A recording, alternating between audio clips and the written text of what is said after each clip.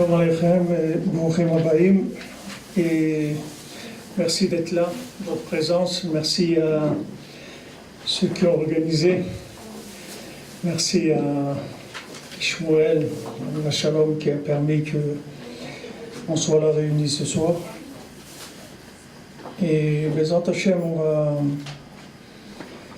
va voir qu'est-ce que le Srut HaTzadikim, qu'est-ce que on va pouvoir faire descendre, qu'est-ce qu'on va pouvoir downloader de la Torah, Bezat Hashem. Alors en ce moment, dans notre étude générale, on se trouve dans la Torah 49, dans l'Écoute Moran, une Torah qui est très profonde. Et Rabbi Nachman, quand il a dit cette Torah, il a dit que cette Torah, je ne la dis pas pour vous en tant qu'enseignement, mais je la dis pour adoucir la rigueur. C'est-à-dire, il y avait des rigueurs à l'époque, c'était de prendre les enfants à l'armée. Il y avait les cantonistes, ils appelaient les cantonistes, ils faisaient 25 ans l'armée, c'est-à-dire ils prenaient les enfants juifs à l'âge de 14-15 ans, ils faisaient 25 ans d'armée. Alors quand Rabbi Nachman il a annoncé ça, les gens ils n'ont pas cru que ça allait arriver. En fin de compte, c'est arrivé. Et avec ses enseignements, il a pu repousser de 22 ans cette Xéra, mais 22 ans après, il y a eu la Xéra qui est sortie. Alors il a dit que cette Torah-là, il a dite pour annuler la Xéra, en tout cas il a reporté déjà de 22 ans. Il a dit que si les gens ils avaient cru quand il a annoncé, alors ils auraient pu complètement adoucir ça par la prière. Comme on voit qu'il y a beaucoup de rabbanim qui disent au Ham Israël de monter en Eretz Israël, et le petit Shmuel Ayani, Alav Shalom, il parlait de ça principalement, c'est-à-dire quand je l'ai rencontré à Paris, il y a 2 ans, un peu plus de 2 ans, c'était en octobre, il y a 2 ans, et principalement le message c'était d'essayer de faire monter le maximum de gens en Eretz Israël, parce que il allait se passer ce qui allait se passer. Alors maintenant les gens ils voient, il y a Daesh et ça, mais ça c'est rien du tout, c'est pas ça qui va se passer. Alvaï que ça soit que ça. C'est pas ça, c'est que Hachem Yazor, c'est pas la peine de dire, mais en tout cas, Hachem il envoie des envoyés sous toute forme, des envoyés qui ont du Ruach HaKodesh, des gens qui ont de la Torah, des gens qui ont du Da'at seulement, de l'expérience, toutes sortes de gens pour avertir la direction à prendre. Parce que Pachout, on est à la fin. C'est-à-dire que Hachem il doit terminer. Et comme Rabbi Nachman il a dit, j'ai terminé et je vais terminer. Quand Rabbi Nachman, il est quelques semaines avant d'être Nistalek, avant d'être décédé, de mourir, il a dit, il y a quelqu'un qui lui a demandé, mais comment vous nous annoncez que vous allez mourir, vous aviez dit que vous alliez terminer normalement. Normalement, c'était prévu que Rabbi Nachman il termine, puisque Rabbi Nachman il avait un fils qui s'appelait Shlomo Ephraim, et qui était les 2 Mashiach, puisqu'il était en même temps que Shlomo ben David et en même temps Ephraim ben Yosef. Normalement, ce petit-là, il était Kaloul des 2 Meshichim, mais c'est pas le Mashiach le problème. Mashiach, il y en a toujours un qui est là. Comme on dit, il y en a toujours un de service, c'est pas un problème. Mais le problème, c'est qu'on n'est pas prêt. À chaque fois, il est là pour se révéler, mais le Harizal aussi, c'était le Mashiach. Il y a beaucoup de tzadikim qui étaient le Mashiach, mais ça s'est pas fait. Alors Rabbi Nachman, il a dit c'est vrai, je pensais qu'on allait terminer. Après, il a demandé, il a dit, mais pourquoi il dit que je n'ai pas terminé? Béhémet, j'ai terminé déjà. Il dit, j'ai terminé, je vais terminer. C'est-à-dire que Béhémet, comme on dit, les jeux sont faits, c'est terminé. Il faut juste choisir d'avoir une part à la réalisation de la Géoula, c'est tout.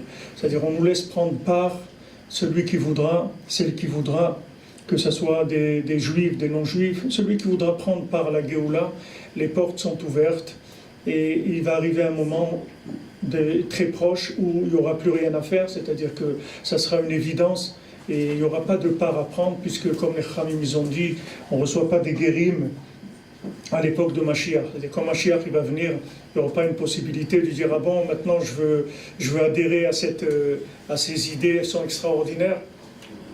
ça sera plus possible puisque la révélation, elle va complètement annuler le peu de libre arbitre qui reste. C'est vrai que du libre arbitre, on n'en a plus tellement, puisque si on se trouve ici aujourd'hui, c'est qu'on n'a pas beaucoup de libre arbitre. Sinon, dans l'état où on est, le Ham Israël aujourd'hui, il n'y aurait pas eu grand monde en Eretz Israël. Mais bon, Hachem, Akadosh Baruch Hu, il pousse, les tzadikim, il pousse, il nous force, il nous donne du courage, il nous donne de oser, c'est-à-dire de l'audace, oser monter en Eretz Israël, de la Emouna, pour pouvoir faire le pas. Alors Rabbi Nachman, il dit que les maasés, ce qu'on va révéler, c'est le kavod d'Hachem. Le monde, il a été créé pour révéler le kavod d'Hachem, l'honneur d'Hachem. Maintenant, cet honneur d'Hachem, c'est d'avoir le mérite de le connaître ici, dans un corps. C'est-à-dire d'avoir la possibilité de refuser ou d'accepter. Et celui qui accepte, alors il va pouvoir avoir des récipients qui vont être beaucoup plus grands que ce qu'il avait avant de venir dans ce monde. Et donc, après 120 ans, quand il va aller dans l'autre monde, il va avoir un plaisir en se rapprochant d'Hachem beaucoup plus que ce qui aurait été si l'âme, elle n'était pas venue dans ce monde. Comme c'est écrit que Atidim Malachei Asharet, c'est-à-dire que les Malachei Asharet, les anges de service en haut, ils vont demander au Ham Israël, dites-nous comment vous voyez Hachem. Alors nous, on a l'air étonnés, on dit, mais comment les anges, ils sont tout le temps devant l'infini, et tout, comment ils nous demandent. Et bien, les anges, ils sont limités parce que, comme ils n'ont pas une possibilité de dire non, alors là où ils sont figés. Ils n'ont qu'un seul pied, c'est-à-dire ils sont figés. Et ces anges, ils voient ce qu'ils voient, ils ne voient pas plus, ils ne voient pas moins. Mais nous, Baruch Hashem, qu'on est dans ce monde, on a chaque seconde la possibilité de dire oui ou de dire non. Et chaque fois qu'on dit oui au bien et non au mal, alors c'est un bénéfice extraordinaire, c'est-à-dire c'est une possibilité de découvrir l'infini beaucoup plus que ce qui aurait été la veille ou l'avant-veille. Déjà dans ce monde, c'est un progrès tout le temps, à chaque fois qu'on refuse le mal et qu'on accepte le bien, c'est un progrès, c'est-à-dire une possibilité d'avancer. Alors ça c'est la révélation du kavod d'Hachem, c'est-à-dire Hachem, il veut qu'on le reconnaisse, c'est ça le but de notre venue sur terre. Maintenant, pour qu'on le reconnaisse, il y a des conditions. Et Rabbi Nachman dit, Bereshit, que le mot Bereshit, il y a deux Reshit. Il y a un Reshit qui est un Yud, et il y a un Reshit qui est un Dalet. Et ce Yud et ce Dalet, il faut qu'ils se rencontrent pour pouvoir révéler l'honneur d'Hachem. Le Yud, c'est la théorie, c'est la connaissance au niveau du cerveau, et le Dalet, c'est la connaissance au point de vue pratique, c'est-à-dire au point de vue comportement, au point de vue action, réalisation de la connaissance dans l'action. Il faut que ce Yud et ce Dalet, ils se rencontrent. Ça, c'est la base du monde, c'est Bereshit. Il y a deux Reshit, il y a un Reshit qui est en haut, il y a un Reshit qui est en bas. Ce Reshit d'en bas, c'est tout le côté lunaire, tout le côté féminin, tout le côté de l'action, la Emouna, tout ça c'est le monde de l'action, de la découverte d'Hachem. Et l'esprit, c'est le Yud d'en haut. Ce Yud d'en haut, il donne des indications pour pouvoir se diriger dans ce monde. Maintenant, il faut que ces deux Reshit-là, ils se rencontrent. Tant que ces deux Reshit, ils ne se sont pas rencontrés, il n'y a pas de réparation du monde. Alors le principe de la tchouva, Rabbi Nachman dit Tashuv He, c'est-à-dire que ce que c'est la tchouva, c'est que ce Yud et ce Dalet, tu vas en faire un He, c'est ça faire tchouva. C'est-à-dire ramener le Yud et le Dalet sous la forme de He. Et He, c'est la malchut d'Hachem. He, c'est la royauté d'Hachem. Reshit, ça veut dire c'est l'origine des choses, c'est-à-dire c'est le début. Bereshit, le début de la création, c'est ça. C'est-à-dire le début de la création, le sens de la création, c'est qu'il y ait deux Reshit. C'est pour ça que le monde a été créé. Il y a un Reshit qui est la Chokhmah, et il y a un Reshit qui est Yirat Hashem, qui est l'application. Et ces deux Reshit, ils doivent travailler ensemble tout le temps. C'est pour ça qu'on se marie. Le mari, c'est un Yud, et la femme, c'est un Dalet. Et ils travaillent ensemble pour révéler Hachem. On doit tirer le réchit d'en haut vers le bas, ça veut dire Le yud d'en haut, il vient tout seul, il n'y a pas besoin de l'attirer, il est évident. Ce qu'il y a besoin, c'est de travailler dans le dalet. C'est là où il y a le principal du travail. Le yud, c'est quelque chose qui vient automatiquement. Il n'y a pas besoin de tirer pour que le yud y descende. Il y a uniquement besoin de comportement. C'est pour ça que nous, quand on a reçu la Torah, on a dit Naase Venishma. C'est-à-dire, on a dit d'abord on va faire, d'abord le dalet. Après, on va voir, après ça va nous permettre de comprendre. Mais ce n'est pas de comprendre quelque chose qui n'existait pas avant. Tout était là, mais on ne pouvait pas comprendre parce qu'il n'y avait pas d'engagement. Tant qu'il n'y a pas d'engagement, on ne peut pas comprendre les choses. Il faut d'abord de l'engagement, après on va comprendre les choses. Il faut l'émanation, c'est le réchit. Il faut l'émanation. Le réchit, c'est l'émanation d'Hachem qui descend en bas. Donc il faut au départ quand même cette émanation. Mais ça, il n'y a pas un manque de ça.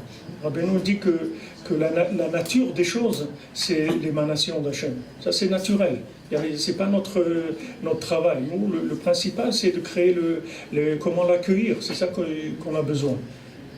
Quelqu'un, il ne va pas être jugé sur ses connaissances. Quelqu'un, il va être jugé par rapport à ses applications. Et même dans ses applications, combien dans l'application il est engagé avec Hachem, pas des applications qui viennent de la connaissance. Il y a une façon de faire les mitzvot qui sont de la compréhension, et il y a une façon de faire les mitzvot qui est un bitul à Hachem, une soumission à Hachem. Quand on fait une mitzvah, pourquoi on fait les Shem Yichud? Parce que quand on fait une mitzvah, le principal de la mitzvah, c'est la soumission à Hachem. Ce n'est pas l'action elle-même. Parce que si tu enlèves la soumission, l'action n'a pratiquement aucune valeur. On voit que Rabbi Nathan, son fils, il s'appelait Rabbi Yitzhak, qui travaillait à la poste, et c'était un grand Baal Tzedaka. Il donnait beaucoup de Tzedaka. Il avait même un voile, il donnait à son père, à ses frères, il donnait à Ouman, il envoyait à Ouman. Mais il avait un voisin qui était pauvre, et tout ce qu'il achetait pour lui, il achetait en double, il donnait à son voisin. Et il n'a jamais acheté de manteau en fourrure parce qu'il ne pouvait pas en acheter deux. Donc il est resté manteau en fourrure, c'est pas un manteau en vison pour se promener, c'était parce qu'il fait moins 40 pour pas être congelé dans la rue, c'était pas pour faire de la mode. Alors lui, il ne pouvait pas acheter de manteau en fourrure, deux, il ne pouvait pas, alors il n'a jamais acheté. Mais alors, une fois, il parlait avec Rabbi Nathan, il lui disait, il racontait à son père les tzedakot qu'il fait, etc. Alors son père lui a demandé, est-ce que tu pries quand tu fais la tzedaka? Est-ce que tu fais de bodedou, tu parles avec Hachem pour donner la tzedaka ou non? Parce que si tu ne parles pas avec Hachem quand tu fais la tzedaka, Rabbi Nathan il a dit, je l'envie pas ta tzedaka. Ta mitzvah, je l'envie pas. Ça veut dire que maintenant, quand quelqu'un s'engage dans la Torah, les gens ils viennent, ils commencent à faire les mitzvot, bon, Hachem, Shabbat, tout. Mais avant de commencer, il y a Anochi Hachem Elokecha. Tant que tu n'as pas signé ça, alors le reste, c'est pas tellement intéressant. C'est-à-dire que ça ne fait pas avancer le monde. Même quelqu'un qui fait des mitzvot, il fait beaucoup de mitzvot. Mais si ces mitzvot qu'il fait, il ne les fait pas par bitul à Hachem, par soumission à Hachem, pour révéler l'honneur d'Hachem, la mitzvah, elle n'a pas beaucoup de valeur. Elle ne fait pas avancer le monde. Parce que toute la mitzvah, c'est en supposant que tu as reconnu la royauté d'Hachem. C'est pour ça qu'on dit que celui qui habite en Chutz La'aretz, alors il ressemble à quelqu'un qui n'a pas de Dieu. Même s'il fait les mitzvot, mais il ressemble à quelqu'un qui n'a pas de Dieu. Et celui qui habite en Eretz Israël, même s'il ne fait pas les mitzvot, il ressemble à quelqu'un qui a un Dieu. Parce que celui qui monte en Eretz Israël, c'est un bitul à Hachem. Pourquoi on est venu habiter en Eretz Israël? Pour le soleil, pour les couteaux, pourquoi on est venu en Eretz Israël? Pour le goût de la pastèque, pour le falafel, pourquoi on est monté ici? On est monté en Eretz Israël parce qu'on a la Emouna. La Emouna, c'est une soumission à Hachem. On est soumis à Hachem. On est monté ici parce qu'on veut vivre dans le palais royal, on va être soumis. Alors qu'un paysan qui vit en dehors de la ville du roi, il peut faire des choses qui ne sont pas très, très claires par rapport au roi. Ça ne va pas déranger. Mais quand quelqu'un est dans le palais royal, tout est interprété comme une révolte par rapport au roi. Donc l'intention, pourquoi on monte en Eretz Israël, c'est une intention qui vient de la soumission. Donc même si quelqu'un n'est pas religieux en Eretz Israël, il a un niveau supérieur de quelqu'un qui est religieux en Chutz La'aretz. Parce qu'il a une soumission. Il vit ici, il est soumis à la terre. Le fait qu'il est soumis à la terre, c'est Anochi Hashem Elokecha. C'est le début d'histoire. C'est le début et c'est la fin en même temps. Parce que celui qui a bien attrapé le début, après la fin, c'est pas un problème. Celui qui est ici, il est dans le Réchit de la Malchut, c'est-à-dire il s'est soumis. Il est dans le Dalet. Et pour l'instant, c'est dans le Dalet, puisqu'on est dans un état de pauvreté de la Malchut en Eretz Israël, puisqu'on voit bien qu'on ne peut pas vivre normalement. On ne peut pas construire des maisons, c'est difficile. Chaque chose qu'on veut faire, c'est difficile. Dans le monde, il n'y a pas tellement de pays au monde où on interdit aux gens de construire des maisons. Ici, on construit 150 appartements, ça fait une histoire dans le monde entier. L'ONU, là-bas, tous les pays du monde, ils parlent de ça. Pourquoi? Parce que chaque maison en Eretz Israël, c'est le Beth Amikdash. C'est pas une maison, c'est une maison d'Hachem. C'est pas une maison comme si quelqu'un il a une maison en Chutz La'aretz. C'est la maison d'Hachem. C'est pour ça que même si quelqu'un en Chutz La'aretz, il doit acheter une maison en Eretz Israël Shabbat, il a le droit par un chaliar d'acheter une maison Shabbat en Eretz Israël. C'est un chaliar qui vend des maisons. Il dit voilà, si tu veux acheter, moi, Motzei Shabbat, je pars et c'est que Shabbat où tu signes, nous, il n'y a pas. Alors il peut appeler quelqu'un, un non-juif, il lui dit s'il te plaît, signe pour moi, etc. Je veux acheter la maison en Eretz Israël. Parce que c'est le shoresh de la Torah. La soumission à Hachem, c'est la racine de la Torah. La Torah, c'est qu'après la technique, comment vivre la soumission. Mais la base de la Torah, c'est la soumission à Hachem. C'est pour ça que quelqu'un qui a pas des bonnes midotes, il ne peut pas avoir accès à la Torah. Le cas de la Torah, c'est des midotes, c'est pas des connaissances. Parce que les connaissances, elles n'aident pas. Quelqu'un, il peut avoir beaucoup de connaissances, ça ne va pas l'aider. Ce qui aide, c'est la soumission. C'est ça qui va aider. Ça, c'est le réchit. Le réchit de tout, c'est ce dalet-là, qui s'appelle dalet, parce qu'il est pauvre.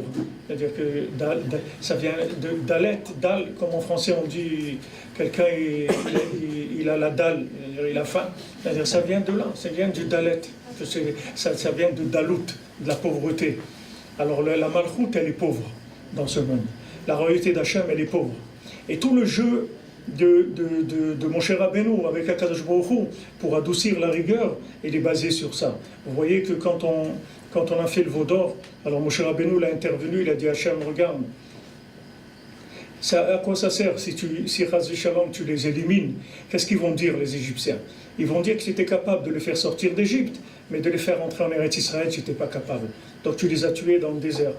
Alors Hachem il a dit dans Salarti Kidvarecha. D'accord, je vais pardonner. Parce que Moshe Rabbeinu, il a montré à Hachem que Kaviechol Hachem, il était coincé. Il n'avait pas tellement le choix. C'est-à-dire que maintenant, Hachem, il est obligé que le monde, ça va réussir. Il ne peut pas faire que le monde, il va échouer. Rabbeinu rapporte dans l'écoute morale, il amène la question des philosophes qui disent est-ce que le monde, c'est obligé qu'il existe ou pas? Est-ce que le monde, Hachem, est-ce qu'il peut ramener le monde dans le néant ou pas? Alors, tant qu'il n'y avait pas Abraham Avinu, tant qu'il n'y avait pas Matan Torah, Hachem, il pouvait ramener le monde au néant. Parce que l'affaire, elle n'était pas encore officielle. Mais du moment où il a officialisé, c'était fini. C'est comme si on lui présente quelqu'un, il a un chidour, etc. Tant qu'il n'y a pas eu de fiançailles, tant qu'il n'y a pas eu un engagement, chacun il peut se désengager pour la raison qu'il veut. Mais quand il y a un engagement, ça y est, c'est fini, il y a un engagement. Rabbeinu dit que du moment où Hachem s'est engagé avec le Ham Israël, et que le Ham Israël il a accepté la Torah, c'est fini. Hachem il ne peut plus revenir en arrière. Donc il n'y aura plus de destruction de l'humanité. C'est impossible. L'humanité, elle sera réparée. Il n'y aura pas une possibilité qu'il y ait une destruction du monde. Ça, c'est déjà quelque chose d'acquis. Alors Rabbeinu il dit comment maintenant on va arriver à cette soumission-là. Donc, cette soumission, elle va se faire par le dialogue avec Hachem. Chaque fois qu'on va parler avec Hachem, alors on va se soumettre et on va montrer qu'on est soumis. Quand vous dites à quelqu'un, bon viens on va faire ça, il dit je peux pas, attends je vais demander à mes parents. Ça veut dire qu'il est soumis. Quand tu dis à quelqu'un, viens on va faire une affaire, il dit je peux pas, il faut que je prie d'abord, demain je te donne la réponse. Alors on montre qu'on est soumis. Quelqu'un, tout ce qu'il fait, il en parle à Hachem. Rabbi Nathan, il dit que comment il a tenu dans sa vieillesse. Et il n'est pas mort très vieux, Rabbi Nathan. Il avait 63 ans, je crois, ou 65 ans. Il a dit comment il a tenu dans sa vieillesse, parce qu'il faisait beaucoup de doutes. Et il est arrivé à ne plus rien pouvoir faire s'il parlait pas avec Hachem. Rien. Il va aller acheter du pain à la macolette, il faut qu'il parle avec Hachem. Tout ce qu'il va faire. Parce qu'il faut montrer qu'on est soumis. C'est ça le but. Plus on va montrer qu'on est soumis, et plus la royauté d'Hachem va se révéler, et plus il va y avoir la Géoula rapidement. Et si maintenant on ne prend pas cette habitude de se soumettre, alors ça développe des actions dans les mitzvot, mais ces actions-là, elles ont un problème de base. C'est-à-dire que ce sont des actions qui ne sont pas liées à la soumission à Hachem. Et l'action qui ne montre pas la soumission à Hachem, elle n'a pas tellement d'intérêt dans le monde. Il vaut mieux un peu d'action avec beaucoup de soumission que beaucoup d'actions sans soumission. Les gens, ils pensent des mitzvot, faites des mitzvot. Qu'est-ce que ça veut dire faites des mitzvot? Pourquoi je veux faire les mitzvot? Qu'est-ce que ça veut dire? Non, parce que les mitzvot, Hachem, il a dit, il faut faire les mitzvot. Oui, mais il faut que je le fasse parce que Hachem, il m'a demandé de faire ça. C'est pour ça que je le fais. C'est pas pour autre chose. C'est uniquement parce que je veux, à travers ça, montrer ma soumission à Hachem. C'est pas faire une mitzvah comme il y a des gens qui expliquent que la cacheroute c'est bon pour la santé, qu'on voit que les gens qui mangent cachère, alors ils tombent moins malades, et les gens qui font Shabbat, ils sont moins dépressifs ou des choses comme ça. Mais c'est pas pour ça qu'on fait la cacheroute, c'est pas pour pas tomber malade. On fait la cacheroute parce qu'Hachem il a dit qu'il faut faire ça, c'est tout. C'est-à-dire qu'il faut, et ça il faut le dire avec la bouche, parce que c'est pas quelque chose qui est automatique. Si on le dit pas, alors il y a un problème, c'est-à-dire qu'on prend l'habitude de faire les choses, mais on ne le dit pas. Il faut le dire. Il faut dire à Hachem, voilà, je fais ça parce que tu m'as demandé de le faire. Sache, c'est pour ça que je le fais, pour montrer que je suis soumis à toi. Et ça, dans tout ce qu'on fait, tout le temps, au début de la journée, quand on va faire quelque chose, surtout quand on a un projet, tout, il faut demander à chaque fois à Hachem que, voilà, maintenant, je vais faire ça parce que tu m'as demandé de le faire, et grâce à ça, tu vas être connu plus dans le monde. Ça c'est le but de notre venue sur Terre. C'est pour ça que maintenant, à la fin des temps, où on est, il faut changer, il y a beaucoup de choses il faut s'adapter, parce qu'on vit dans un nouveau monde. On ne vit pas dans le monde qu'il y avait avant, on vit dans un nouveau monde. Et il faut s'adapter. Il faut s'adapter au nouveau monde, ce n'est pas le monde d'avant. Ça n'a rien à voir avec le monde d'avant. Aujourd'hui, Rabbi Nachman il dit, il faut voir le bien en soi, il faut voir le bien chez les autres. Il faut voir que le bien, il ne faut parler que de bien, et il ne faut faire aucun reproche et aucune remarque. Ça, c'est le nouveau monde, c'est le monde de la Géoula. Et si quelqu'un ne fait pas ça, il ne va pas pouvoir faire avancer la venue du Mashiach. Parce qu'aujourd'hui, Hachem il nous a affaiblis pour que justement on puisse devenir entièrement dépendant. Hachem il veut une dépendance totale. Il veut qu'on ne puisse plus vivre si on ne s'appuie pas sur lui. Qu'on ne puisse plus avoir de vitalité qui ne vienne pas que d'Hachem. C'est fini la vitalité de la consommation et des délices de ce monde et tout, c'est fini. Le seul délice qui va exister, c'est le délice d'Hachem, c'est tout. Alors il y a une faiblesse, il y a un affaiblissement énorme. Je dis, ces derniers temps, j'ai raconté parce que j'ai lu un article et j'ai vu comment ce que Rabbi Nachman il dit, comment on le voit dans la réalité, on voit que c'est la vie. Et il y a, je ne sais pas, 1 mois ou 2 mois, alors il y a une petite fille de 13 ans qui s'est suicidée à, je sais pas où, à côté de Tel Aviv, je ne sais pas, au Kfar Saba, ou je ne sais pas de quelle ville. En tout cas, cette jeune fille, elle avait de 13 ans, elle avait une sortie de l'école. Le Yom Rishon, Baboker, il devait faire une sortie, un tioul. Donc elle est arrivée, son papa il l'a amenée, et malheureusement elle arrivait en retard. Alors ils sont rentrés à la maison, et la fille elle s'est suicidée. Elle a laissé un message, elle a dit si c'est ça la vie, alors c'est pas la peine. Maintenant quelqu'un quoi, il se suicide parce qu'il a raté le tioul. C'est quoi ces proportions-là? Parce que quelqu'un il a raté le tioul, il se suicide. Regardez à quel niveau on est arrivé. À quel niveau on est arrivé.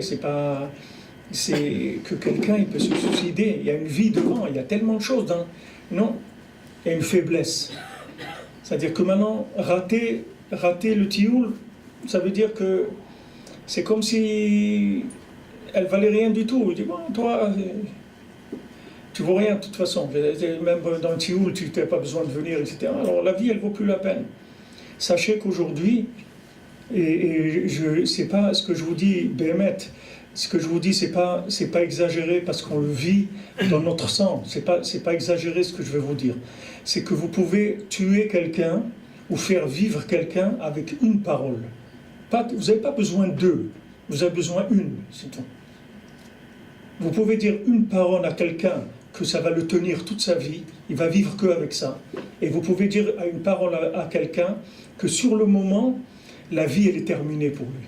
Après, il ne va pas faire des bêtises parce qu'il vient d'une bonne famille ou bien il est équilibré, mais il est mort déjà, c'est terminé. Il n'attend plus rien de la vie.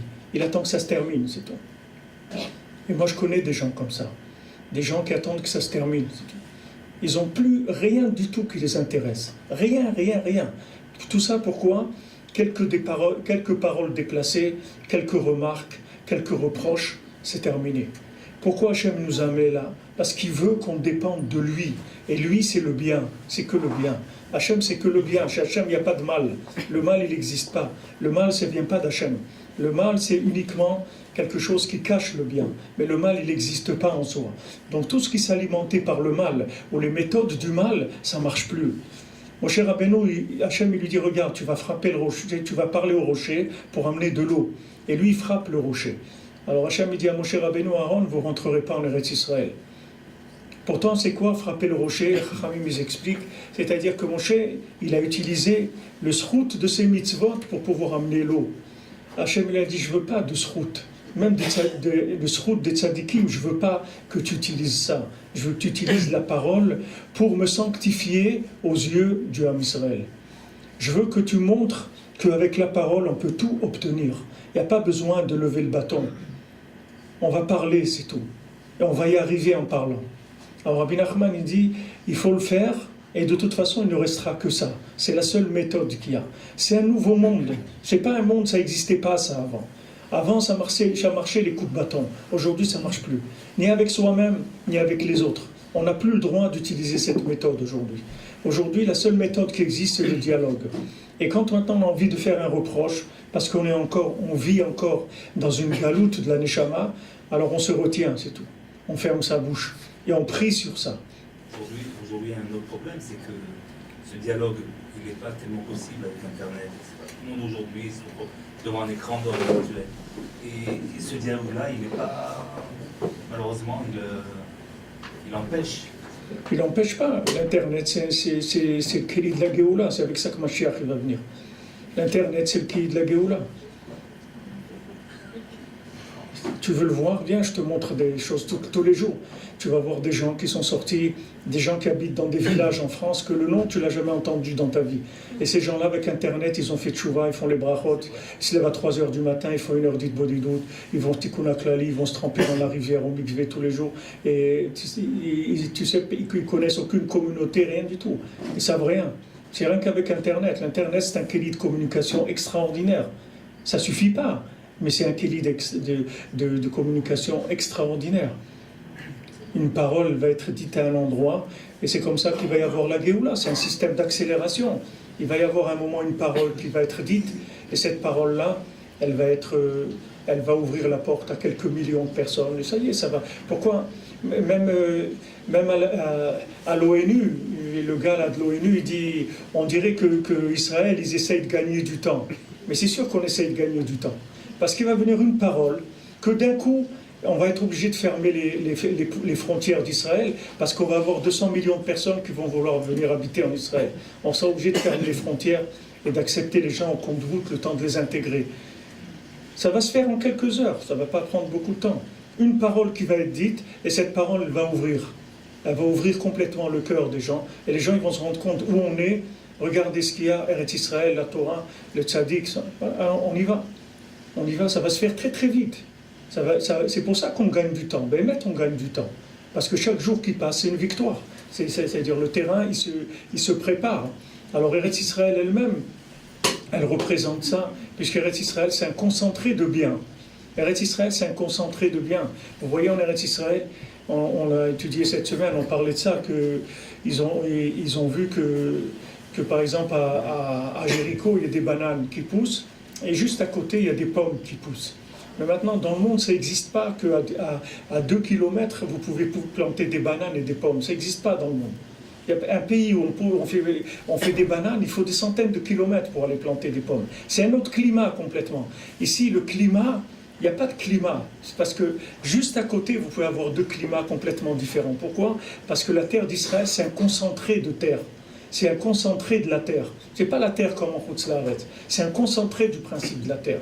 Les choses, elles sont accélérées énormément. Tout va beaucoup plus vite. C'est pour ça que uniquement de vivre en Eretz Israël, c'est un tikkun en soi. Même si quelqu'un il ne fait pas grand-chose. Il y a un Breslever, un des grands Breslevers d'Ouman, qui était un très grand Talmid Chacham, un très grand tzaddik et un Bal Nissim. Il faisait des Nissim, il était connu, c'était quelqu'un de très grand. Et il suppliait les gens et il disait, voilà, si quelqu'un il me fait un visa pour monter en Israël, alors je deviens son esclave 23 heures par jour, qui me laisse 1 heure par jour, c'est tout. Parce qu'il savait qu'1 heure par jour en Eretz Israël, c'est plus que 24 heures en Chutz La'aretz. Ils le savaient, les Chachamim, les gens, ils savaient cette chose-là, parce que c'est de la concentration. Quand on dit quelqu'un il va marcher Arba Amot en Eretz Israël, Arba Amot en Eretz Israël, c'est pas Arba Amot. 2 mètres en Eretz Israël, c'est 2000 kilomètres, c'est pas 2 mètres. Regardez comment tout est accéléré. Quand vous avez l'habitude de vivre en Israël, vous avez en Chutz La'aretz, vous avez l'impression que vous voyez un film au ralenti. Vous allez dire que tous les gens ils vivent au ralenti. Et vous revenez à Eretz Israël, on dirait Charlie Chaplin qui fait comme ça là, avec les trucs toute la journée en train de bouger. Tout va très vite, très vite. Tout là-bas, tout avant que ça bouge. Tout est très très lent. Ici, ça va très vite parce que tout est accéléré. C'est un principe de Malchut d'Hachem, où la Malchut d'Hachem, ici, elle est effective. Elle n'est pas laissée à la liberté des gens. Ici, Hachem, effectivement, il se présente. C'est pour ça que c'est un tikkun que de vivre en Eretz Israël. Vivre en Eretz Israël, ça répare l'individu. Comme c'est écrit dans les Sfarim, que les gens qui vivent en Eretz Israël, ils se lèveront 40 ans avant les autres à la résurrection des morts. Pourquoi? Parce que la purification, elle est accélérée, uniquement de vivre ici. Alors les gens, des fois, ils disent « Ouais, mais c'est dur de vivre en Eretz et tout. » C'est pas que c'est dur, c'est que les gens ne sont pas conscients de ce que ça veut dire. C'est pas dur, c'est rien du tout. Il n'y a rien qui est dur. C'est que les gens ne sont pas conscients dans quoi ils vivent. C'est pour ça que les gens disent « Ouais, la parnassa, c'est dur, ça c'est dur, ça c'est dur. » Et c'est pas dur du tout. Si tu savais où tu vivais, tu verrais que c'est rien du tout. C'est comme quelqu'un dit c'est cher. Qu'est-ce que veut dire c'est cher?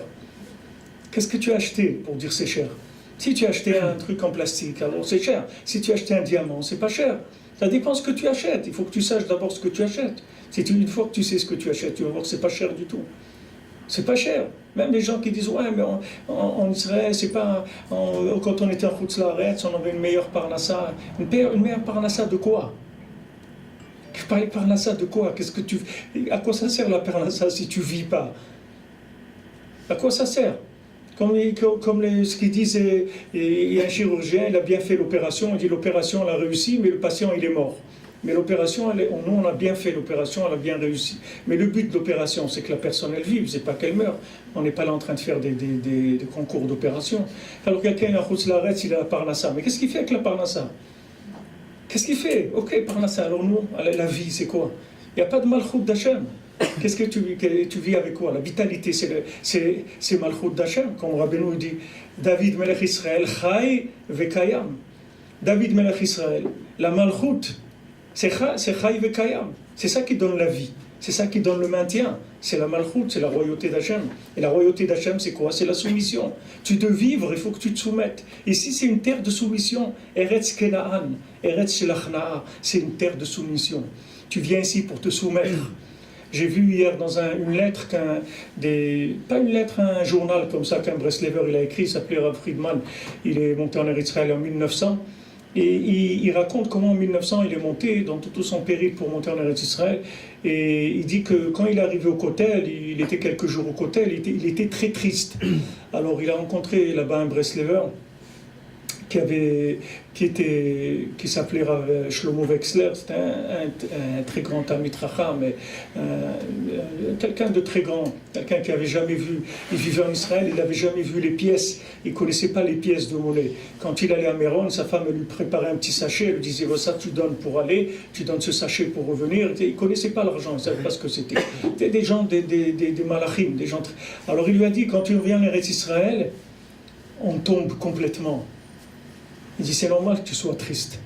c'est pas qu'on tombe, mamache, c'est qu'on nous enlève le déguisement. Et comme malheureusement 99,999 de nous-mêmes c'est un déguisement, donc il reste rien, c'est tout. Alors la personne elle vient, dit ouais, moi j'étais en route l'arrête, je gagnais des trucs, mais c'est un cirque, tu travailles dans un cirque, c'est normal que tu gagnes. Ici il n'y a pas de cirque ici. Ici c'est pas un cirque ici. Ici c'est réel, ici tout est réel. Tout est réel. Et ici, Baruch Hashem, chaque jour, c'est Nifla Meod de vivre ici. C'est Nifla Meod, c'est un cadeau Nifla. Et quelqu'un, il rentre, on va s'occuper de lui, on dit voilà, on vous accueille, venez, on va vous réparer, vous allez sortir d'ici réparé complètement. Vous allez partir d'ici, Gan Eden, avec les tzadikim et tout. Qu'est-ce que tu veux de plus? Qu'est-ce que tu veux? Mais seulement comme les gens ils ne savent pas, alors ils disent ouais, là-bas ils comparent. Mais il n'y a rien à comparer, ça n'a rien à comparer. C'est pas comparable du tout. Même Yaakov Avinu, c'est écrit que quand il a et que Esav il a envoyé son fils Eliphaz pour le tuer. Alors il était un peu gêné, comme c'était son oncle Yaakov Avinu, tout ça, il essayait de trouver. Alors Yaakov lui a dit regarde, je te donne tout mon argent et voilà, maintenant je suis pauvre. C'est comme si j'étais mort. Ani Chashuv Kemet, comme ça, voilà, c'est Mechaper sur la mort que ton père. Il a dit d'accord, il lui a donné tout son argent à Eliphaz, et voilà, il est resté vivant. Et Rachid dit là-bas que Yaakov il a dit qu'est-ce que j'ai besoin de cet argent trop de là? Prends-le, tiens, prends-le tout l'argent trop de je n'ai pas besoin. T'as qu'à le prendre, pas besoin. Parce que Yaakov Avinu, vous savez, alors que pour un centime d'Eretz Israël, il était capable de se battre. Et l'argent d'Eretz Israël, de Chutz La'aretz, il a tout donné à Esav, il lui a dit prends-le. C'est du plastique, c'est du carton, tu n'as qu'à le prendre. C'est de l'argent en carton. Une fois j'étais au Oman avec Rav Nachman Roussicher, c'est un Breslever d'Oman qui est niftar il y a 3 ans. Et une fois, j'étais venu lui dire, parce que les Russes, ils augmentaient le prix à chaque fois du lit. On payait, au début, quand on allait au Rosh Hashanah, on payait $4 le lit, et $4 la nuit. Aujourd'hui, c'est $500 le Rosh Hashanah. Ça coûte plus cher que le billet d'avion, un lit. Avant, c'était $4 la nuit. Alors, ça augmentait chaque fois. Alors, une fois, je lui dis, Rav Nachman, ils augmentent. Elle m'a dit qu'ils augmentent quoi? Les papiers? Donne-leur des papiers, ils aiment les papiers. Donne-leur les papiers, c'est tout. Donne-leur des papiers encore, c'est tout. Ils aiment les papiers, donne-leur les papiers, c'est tout. C'est rien du tout, c'est pas... Donne-leur, c'est tout, il n'y a pas de... Bon, Hachem, en Eretz Israël, c'est pas du tout. Tout est rempli. C'est tout avec de la bracha. Rabbi Nachman dit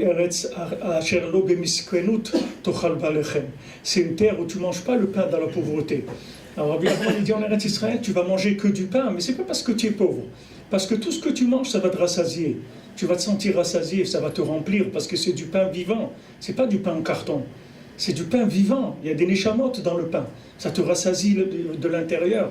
La vie ici, elle est riche, elle remplit. C'est pas qu'en Chutz La'aretz. Les gens ils s'ennuient. En Eretz Israël, il n'y a pas des gens qui s'ennuient. Les gens ils s'ennuient pas ici. Parce que tout est plein. C'est très très plein. La vie elle est très pleine. Alors Baruch Hashem, quelqu'un qui vit en Eretz Israël, comment il doit remercier Akadosh Baruch Hu tous les jours. Chaque fois qu'on peut dans la journée. Mais c'est sûr qu'une fois par jour, le matin, il faut remercier, ou le soir, il faut remercier qu'on fait partie des gens privilégiés, que Hachem il a accepté qu'on vive en Eretz Israël, il nous a ouvert les portes d'Eretz Israël. On doit dire merci pour ce cadeau, pour cette Matanat Chinam. Et après il a compris, mais Moshe Rabbeinu va être Hanan, Matanat Chinam. Il a compris que Eretz Israël c'est qu'un cadeau gratuit.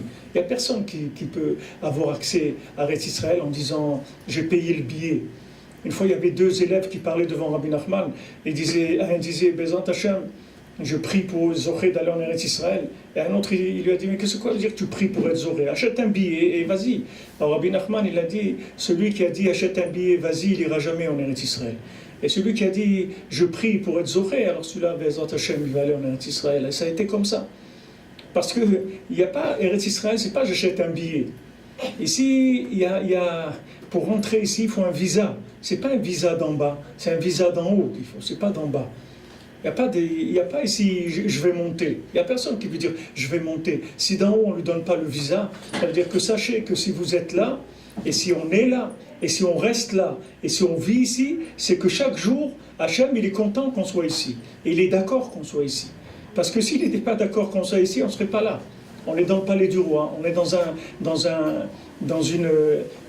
endroit privilégié du monde. Et cet endroit privilégié du monde, il est pas accessible par qui que ce soit, et personne qui peut payer ça. C'est pour ça que même Moshe Rabbeinu, il a dit, va être Hanan, Matanat Chinam. Alors d'accord, cadeau gratuit.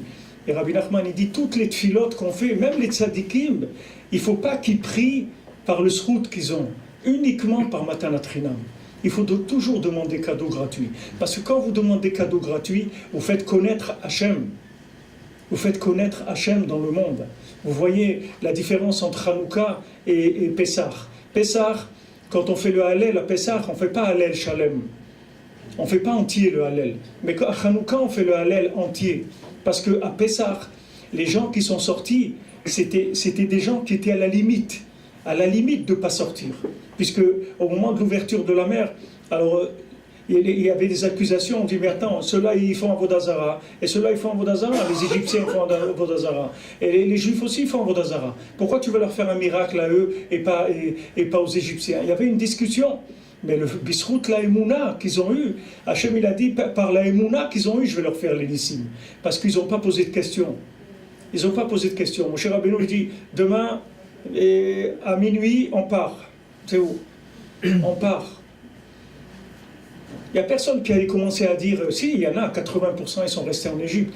Mais ceux qui sont sortis, ils n'ont pas dit pourquoi la nuit, pourquoi il fait froid, et trucs, pourquoi pas le matin. Il n'y a pas de question.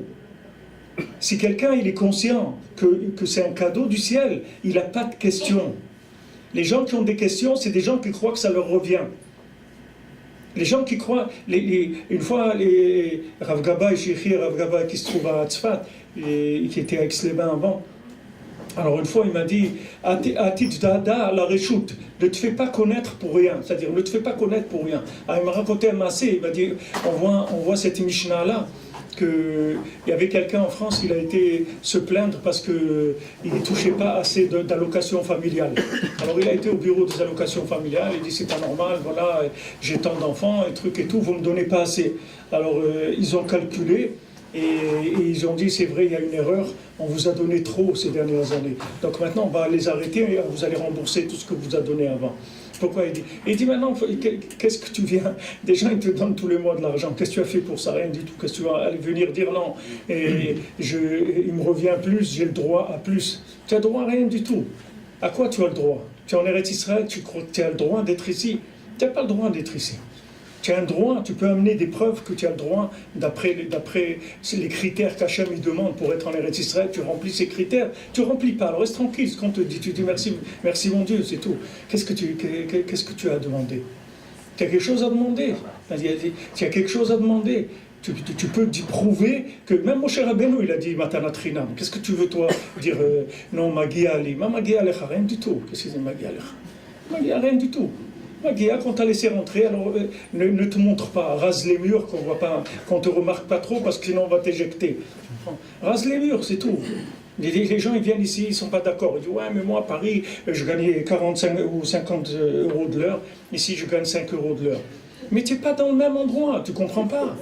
Tu comprends pas que tu vis dans le pays des milliardaires de l'humanité, que tu es chez les gens les plus privilégiés du monde. Qu'est-ce que tu es en train de comparer? Qu'est-ce que tu compares? C'est pas comparable. Il n'y a rien à comparer.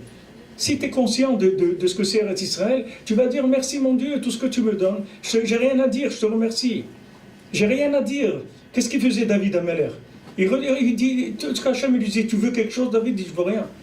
Comment tu veux rien? Tu n'as pas besoin de quelque chose, j'ai besoin de rien. Rien. Tu veux pas quelque chose, je veux rien. Je veux juste que tu me donnes le mérite de te louer, c'est tout, de te faire des louanges, c'est tout ce que je veux. Je veux rien.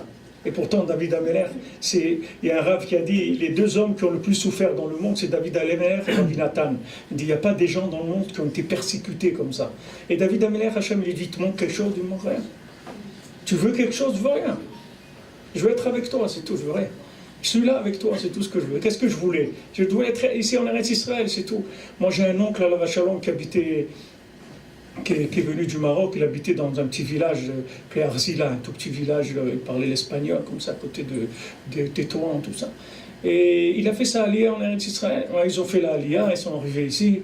Et ils lui ont donné, à l'époque, il y avait Amidar, je ne sais pas si ça existe encore aujourd'hui, mais à l'époque, ça existait Amidar, ils donnaient les maisons, les Olim Khadashim, ils recevaient une maison, etc.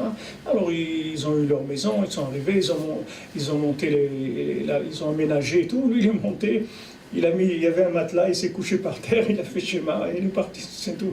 Ça dit, il a dit, ça y est, c'est terminus, c'est tout, qu'est-ce que j'ai à faire? Bon, Hachem, il m'a donné le srout que de mon vivant, je suis arrivé en Eretz Israël et tout. Bon, Hachem. Avkoshken, quelqu'un que pour Hachem, il vit ici, et il prie ici, et il travaille ici, et il a des enfants ici, et ses enfants, ils étudient la Torah en Eretz Israël. Une fois, je demandais à un Rav Sherter, un Rav de Breslev, Mekoubal, je disais, voilà, je vais à Chutz La'aretz, à l'époque, au début, je travaillais en Chutz La'aretz. Je dis, c'est dur, je pars 2 semaines, je viens et tout, c'était difficile.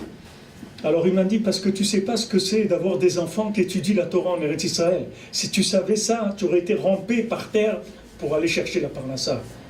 Mais tu ne sais pas ce que ça veut dire. Tu n'es pas conscient de ta réussite. C'est pour ça que tu dis c'est difficile. Mais quelqu'un qui est conscient de ce qu'il est en train de faire, il ne va pas dire c'est difficile. Il va dire c'est extraordinaire, merci mon Dieu. Et Hachem, il veut qu'on lui dise merci, c'est tout. C'est ça la Géoula. On ne peut pas dire merci si on n'est pas conscient du bien.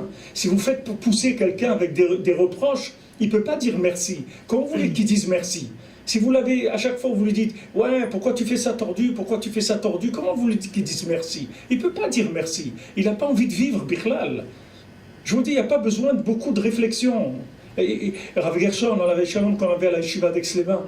C'était Mamash un tzaddik, c'était un vrai mêler comme ça, il avait des paroles extraordinaires. Et quand on est monté en Eretz Israël, lui aussi, après quelques années, il est venu en Eretz Israël.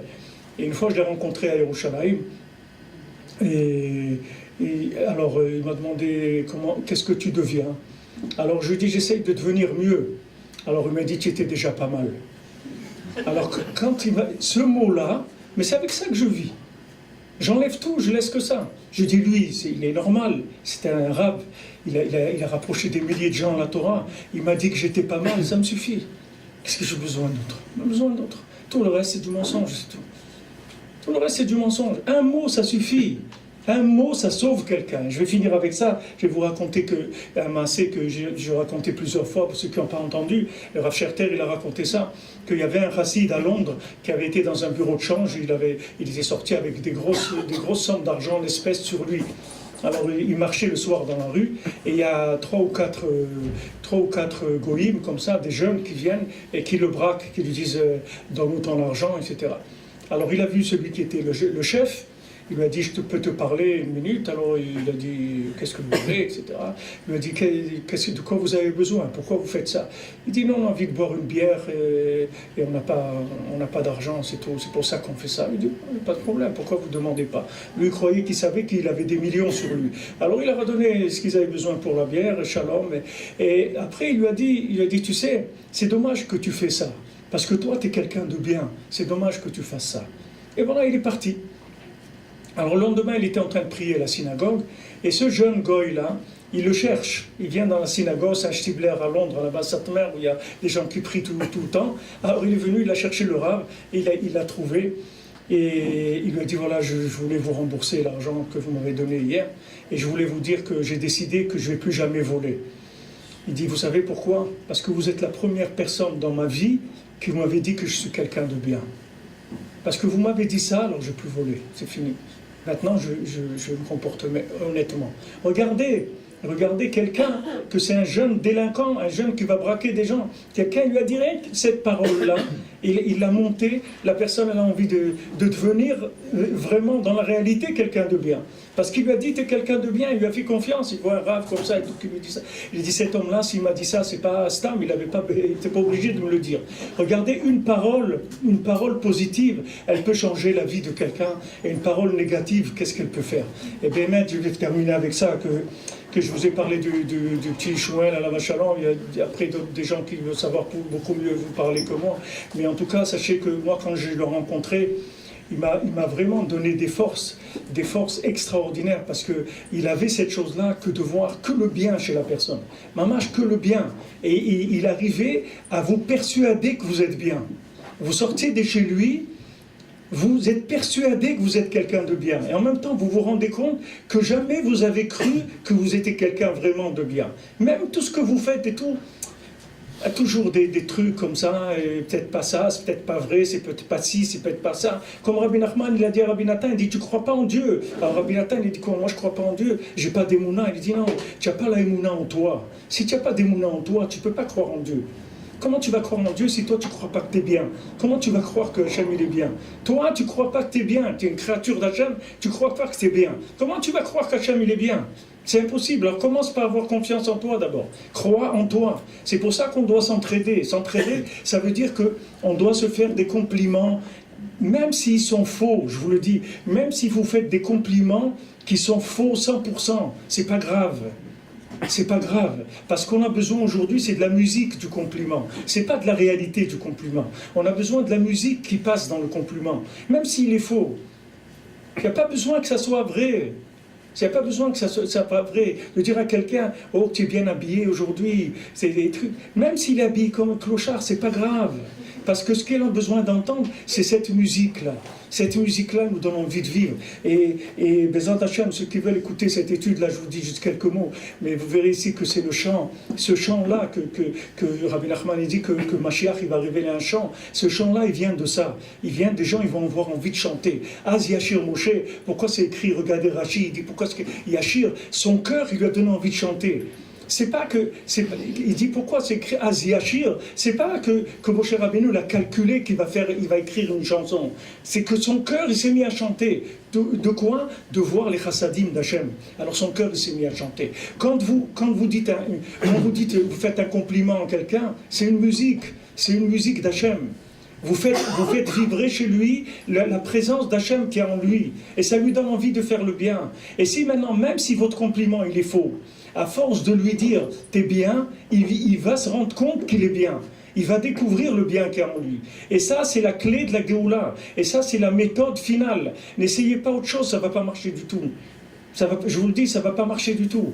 Ni dans l'éducation, ni dans le Shalom Bayit, ni dans rien du tout. Il faut fermer la bouche, il faut rendre le Lachon Hara, c'est pas que de parler du mal, c'est qu'il sort quelque chose de mal de la bouche. C'est-à-dire, il ne faut pas donner aucune intonation mauvaise. Le son du reproche, il ne faut pas qu'il soit. Même le son, même le regard, il ne faut pas. Rien. Parce qu'on n'a plus de force pour ça. Je vous le dis, les gens, ils n'ont plus de force pour ça. Et tout ce que vous voyez, des foyers qui se détruisent, l'éducation qui ne marche pas, la parnassa qui ne marche pas, ça vient que de ça, c'est tout. Vous verrez que si vous décidez de faire un essai, vous allez voir que votre vie, elle va changer tout de suite. Vous dites, voilà, moi je ne fais plus de reproches, je ne fais plus de remarques, je ne fais plus de remontrances, et quand je vois du mal, je fais comme si j'ai rien vu, c'est tout. Je ne le dis pas, je n'y pense plus. Et vous allez voir tout de suite, vous allez avoir des résultats immédiats. Vous n'avez pas besoin d'attendre 3 mois. Vous allez avoir immédiatement des résultats. Tout va changer. Parce que dès que vous voyez le bien, c'est comme si vous mettez la prise sur la divinité de la personne. Vous allez voir, pitom, la personne, elle a envie. Elle a envie. Vous dites à quelqu'un, il a préparé à manger, je lui dis, oh c'est bon, alors que Bémet c'est immangeable, et je lui dis, c'est bon, c'est tellement bon, etc. Bémet, Rav Shmuel Shapira, une fois sa femme, elle avait mis une assiette avec du savon, de l'eau avec du savon, elle était en train de nettoyer, et lui, il a vu à sa place, il croyait que c'était la soupe. Alors il a mangé le savon, il a dit, oh c'est bon, mais lui, Bémet, il ne s'est pas rendu compte. Il a dit, c'est bon, tout ça, mais tu te moques de moi, c'est le savon, tout. Il dit, non, ça avait un goût, il a essayé de rattraper la sauce, comme on dit. Il a essayé de rattraper. Mais ça, vous savez pas, ce qu'il faut, les gens ils disent, non, mais il faut être honnête. Il n'y a pas être honnête aujourd'hui. C'est ça, être honnête aujourd'hui. Parce que l'autre côté, il tire tellement que quand vous dites un vrai mensonge, il est vrai. Quand vous dites un mensonge de positif, c'est pas un mensonge. C'est une vérité absolue. C'est pas un mensonge. Elle est tellement absolue qu'elle ne se voit pas. Parce qu'elle est absolue. Elle va sortir. Ça, c'est le message principal de Rabbi Nachman, et c'est le message que j'ai vu chez Shmuel, il dit, voilà, tu es quelqu'un de bien, tu vas parler au Ham Israël, tu vas dire au Ham Israël de monter en Eretz Israël, et tu as la force de faire ça, et dis-leur que Hachem, il les attend en Eretz Israël, parce qu'il va amener la Géoula, etc. Toutes ces paroles-là d'encouragement, ça fait que quoi? Que la personne, elle va produire, même si maintenant le Ben Adam, ce qu'il lui a dit, ça représente 1% de l'individu, c'est pas grave. Parce que la personne, elle va s'attacher à ce 1%. Elle va développer, et après ce 1%, elle va devenir 5, 10, 15, jusqu'à qu'après il arrive à tout. Aujourd'hui, il faut enlever, parce qu'il y a des gens, je parle avec des gens, ils disent, ouais, mais après, vous rentrez dans la démagogie, c'est pas vrai. Après, vous rentrez dans un monde, vous commencez à... Les gens, ils vont être gâtés et tout. Soit gâtés, il vaut mieux quelqu'un gâté que il est dans la dépression ou le suicide, non? Il vaut mieux quelqu'un qui soit gâté. C'est pas grave, gâté, ça va passer. Le côté gâté, il va passer après les choses. Mais une parole de bien, ça rend bien. Sachez qu'en parlant de bien, vous rendez l'individu bien, malgré lui, même s'il ne veut pas. À force de lui dire c'est bon ce que tu fais à manger, et chaque fois il va dire c'est extraordinaire quand même, mais je pourrais rajouter ça et tout. Et sauf, ça, il va savoir faire à manger, ça va être bon. Béhémet après. Et au départ, c'était ce que c'était. Mais vous avez réveillé chez la personne la créativité, l'envie de faire, ce qui va donner la vie, mamache, à la personne. Envie, c'est ça. Envie, ça veut dire qu'on est en vie, on est vivant. C'est soit avoir envie. C'est que la personne, elle est en vie, elle est en train de vivre, mamache. Vous allez créer chez la personne une vie, même si elle est toute petite au départ, mais elle va grandir.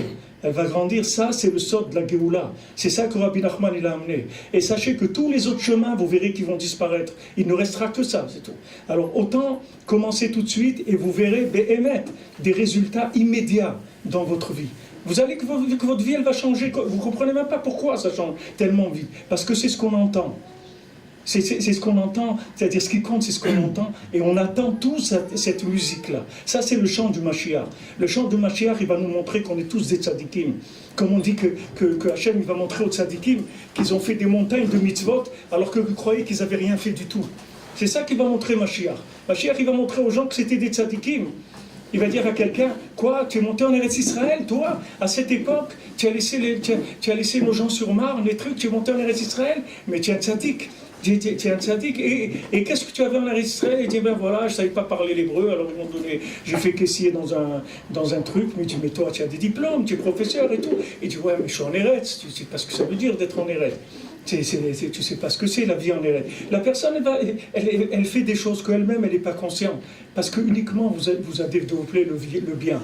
Et le message que j'ai vu de Shmuel dans tout ce qu'il m'a dit, j'ai beaucoup. Mes Nachamim, je voulais les imprimer pour vous lire quelques passages, mais j'ai pas eu le temps de le faire. Mais je vois que bon, Hachem, ils ont imprimé, ils vont vous parler de son message, que c'est un message d'encouragement énorme. Je peux vous dire que quand je suis sorti de chez lui, j'étais mamache. Je rayonnais de l'intérieur, j'étais bien. J'ai vu qu'il m'a dit, t'es quelqu'un de bien, tu es capable. Toi Béhémet, tu n'es pas un rabbin qui pense à garder les gens en France, toi tu veux Béhémet envoyer les gens en Israël et tout. Il m'a dit il m'a beaucoup encouragé, mais je suis sorti vraiment, il m'a chargé, vous voyez la batterie, il m'a chargé. Je me suis rendu compte que je ne savais même pas que ma batterie elle était déchargée, je n'étais même pas rendu compte. Je ne savais pas, je croyais que j'étais bien, j'étais normal, c'est tout. Mais quand il m'a parlé, j'ai vu que Béhémet, j'étais déchargé complètement. Il m'a chargé, et bon Hachem, avec ça, ça a permis de faire beaucoup de Peolot Tovot. À quoi ça sert de dire à quelqu'un qu'il n'est pas bien? Vous allez faire qu'il est pire, c'est tout. Quand vous direz à quelqu'un qu'il n'est pas bien, il va devenir pire. C'est ce que vous l'éteignez. Rabbi Nachman, il dit, qu'est-ce que vous allez dire? Pourquoi tu as fait ça tordu? Pourquoi tu n'es pas bien? Pourquoi tu ne te lèves pas le matin? Pourquoi tu rentres tard le soir? Pourquoi tu ne fais pas les devoirs? À chaque fois, vous l'enfoncez un petit peu plus. Après, la personne, elle ne se lève plus. Elle n'a plus envie de se lever. Les gens ils font des reproches. Ils disent ouais maintenant à l'école ça y est c'est fini, il faut que tu ailles à l'heure, il faut ça. Et voilà, ils font une liste de tout. Et après l'enfant le matin il ne se lève pas, c'est tout. Alors il dit voilà, tout ce que tu m'as demandé ça aurait été bien mais je n'ai pas été à l'école. Alors il a enlevé la prise. Vous vouliez motiver mais il n'y a plus rien sur quoi tirer, vous comprenez? Avant, vous pouviez tirer sur l'ego de l'individu. Aujourd'hui, il n'y a pas d'ego. Hachem, il affaiblit le monde. Il n'y a plus d'ego. Aujourd'hui, ils avaient des gens, ils font la tefila à 4 heures de l'après-midi. Ils mettent les tefilines à 4 heures de l'après-midi, ils font la tefila. Ils ne peuvent pas avant. Ils peuvent faire que avant de la dernière minute, ils ne pourront plus le faire. C'est tout. Sinon, ils ne le font pas. Et c'est des gens bien, c'est des gens très bien. Alors qu'est-ce qu'il y a? Vous allez dire, quoi, tu fais la tefila, mais tu fous. Et où vous allez les amener avec ça? Vous croyez qu'avec ça, il va se lever et dire, bon, ça y est, j'ai décidé. Il n'y a pas de j'ai décidé. Aujourd'hui, Hachem, il veut te montrer que tu es incapable de faire quoi que ce soit sans lui. Il veut que tu viennes lui demander tout, tout. Et pour ça, tu dois prendre conscience que tu ne peux pas. Et ce passage-là, il est amer, il est dur, parce que la personne, elle voit des choses dans la Torah extraordinaires, elle veut les faire, elle veut les transmettre, elle veut les faire vivre à sa famille, elle n'arrive pas. Alors c'est amer. Et d'un côté, tu te dis, voilà, demande-moi, je te donne. Mais je veux que tu me demandes. Je veux que ça passe par moi, que tu saches que si ce n'est pas moi, tu ne réussiras pas. Parce qu'on est à la fin. Il faut bien qu'un jour, Hachem, il devient Vaya Hachem le Melech al Kol Haaretz. Quand est-ce qu'il va devenir le roi du monde? Le jour où on va le reconnaître. Qu'est-ce que ça veut dire le reconnaître? Ça veut dire qu'on est incapable de faire quoi que ce soit sans lui. Donc ne vous étonnez pas que vous êtes faible, que votre entourage est faible. C'est normal, c'est le Kéli de la Géoula qui est comme ça. Alors qu'est-ce qu'on a besoin? Que d'encouragement. Rabbi Nathan, il dit que d'encouragement, c'est tout. Que des encouragements. De dire que de voir le bien. Et s'il y a rien de bien, vous voyez rien de bien, vous demandez à Hachem qu'il vous montre ce qu'il y a de bien. Et en tout cas, même si vous... Rabbi Nathan, il a dit comme ça, il a dit, même si quelqu'un, il dit que si quelqu'un ne me dit pas qu'il n'est pas bien, ça c'est, je suis sûr que je suis ma'amine qu'il est bien. Mais même si quelqu'un il me dit qu'il n'est pas bien, et il dit des bêtises, je ne le crois pas, parce que je sais qu'il est bien. Regardez ce qu'il dit Rabbi Nathan, par rapport à ce que je vous ai dit. C'est-à-dire qu'il ne faut pas croire...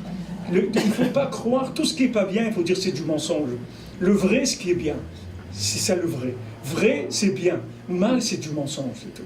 Et ne croyez pas que c'est de l'hypocrisie ou de la démagogie. C'est pas grave. Le principal, c'est d'arriver. C'est pas comment on est arrivé. Le Icar, c'est ça. C'est pas une vérité destructrice. Le Icar, c'est que vous avez construit quelqu'un. Comment vous l'avez construit? Ça, c'est les sadikim qui vous donnent la méthode. C'est pas des méthodes de psychologie, des shalom, des choses comme ça. C'est les sadikim qui vous disent comment il faut faire maintenant. Et ils nous envoient, pour Hachem, des messagers, des gens qui sont mechazek otam. Alors, Toda Rabba pour votre écoute, et je suis resté une heure, je ne me suis pas tellement rendu compte. Bezrat Hashem, que bonne continuation, Berzlacha, et que Bezrat Hashem, que le monde il se rende compte de la grandeur du Ham Israël. C'est-à-dire que, parce que la grandeur du Ham Israël, c'est la grandeur d'Hachem. C'est pas nous on n'est rien, nous on est des représentants d'Hachem. Comme Rabbi Nathan dit, celui qui nous attaque à nous, il attaque Hachem. C'est pas à nous qu'il en veut, c'est à Hachem, c'est pas à nous. Parce que nous on n'est que des représentants d'Hachem, c'est tout. Et notre réussite, c'est la réussite d'Hachem. Alors vous comprenez bien que c'est sûr qu'on va réussir. Il n'y a aucun problème, Bezat Hachem. Be'atzlacha, Shalom.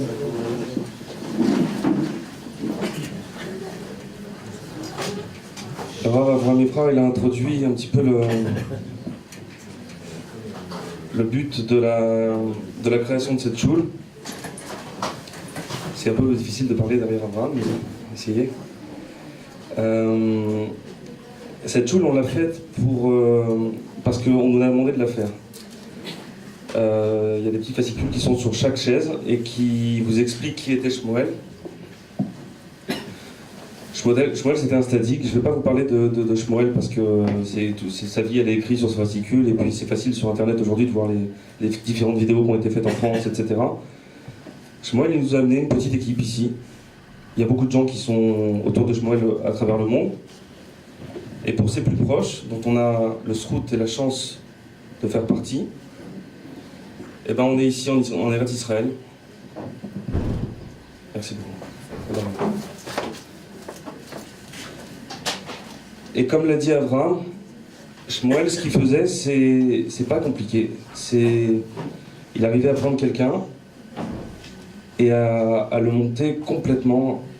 Mais voilà, vous me voyez maintenant, moi j'étais dans le caniveau avant, quand j'ai rencontré Shmuel. Quand je vous dis dans le caniveau, c'est Emet. J'étais vraiment dans le caniveau. Et voilà, il a fait avec quelques paroles, il a fait de moi quelqu'un qui me donne complètement, avec vraiment un grand bonheur. Quelqu'un qui a connu... il connaît des choses aujourd'hui que j'aurais jamais pu connaître sans lui. Le Derer Hashem, la Torah, ce que c'est réellement, l'amour d'Hachem, parler avec Hachem avec un cœur plein et entier, habiter ici en Eretz Israël, c'est des cadeaux, j'aurais jamais cru pouvoir être là. Et je remercie chaque jour de pouvoir être en Eretz Israël, d'avoir des enfants qui sont dans une école ici, qui parlent hébreu, c'est formidable, c'est un cadeau énorme. Et c'est vrai que la Parnassa, derrière ça, beaucoup de gens m'en parlent ici, mais finalement la Parnassa, ça vient derrière parce qu'il y a tellement de choses ici, tellement de cadeaux. Il suffit d'ouvrir les yeux le matin, de voir où on habite, et ça y est, on a compris. Quand on se rappelle, pour les gens qui ont habité en France, quand on se rappelle de la grisaille parisienne, du périphérique, etc. Moi je me rappelle chaque jour, je remercie Hachem pour ça. Alors je ne vais pas vous parler beaucoup de ça, ni beaucoup du message ni beaucoup de Shmuel en lui-même, je vais vous parler surtout de son message. Ce message, c'est que Shmuel, il a voulu qu'on crée cette choule 5 heures avant son départ. Quand je dis son départ, il est niftar le 23 juillet. 5 heures avant de partir, lui il savait qu'il allait partir, mais on ne savait pas encore. Il est parti dans son sommeil. Et 5 heures avant de partir, il nous a demandé de venir. Ses proches.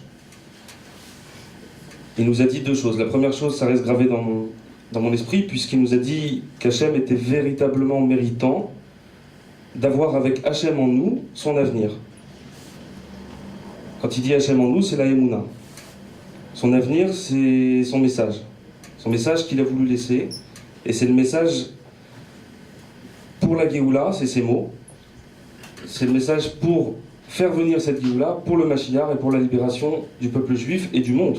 Parce que l'objectif de la Géoula, c'est que le peuple juif rayonne sur le monde. D'ailleurs, c'est le but, et c'est pour ça qu'on est là.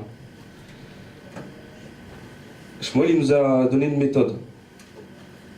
Bien sûr, ça passe par l'étude de la Torah, etc., mais ça, on connaît.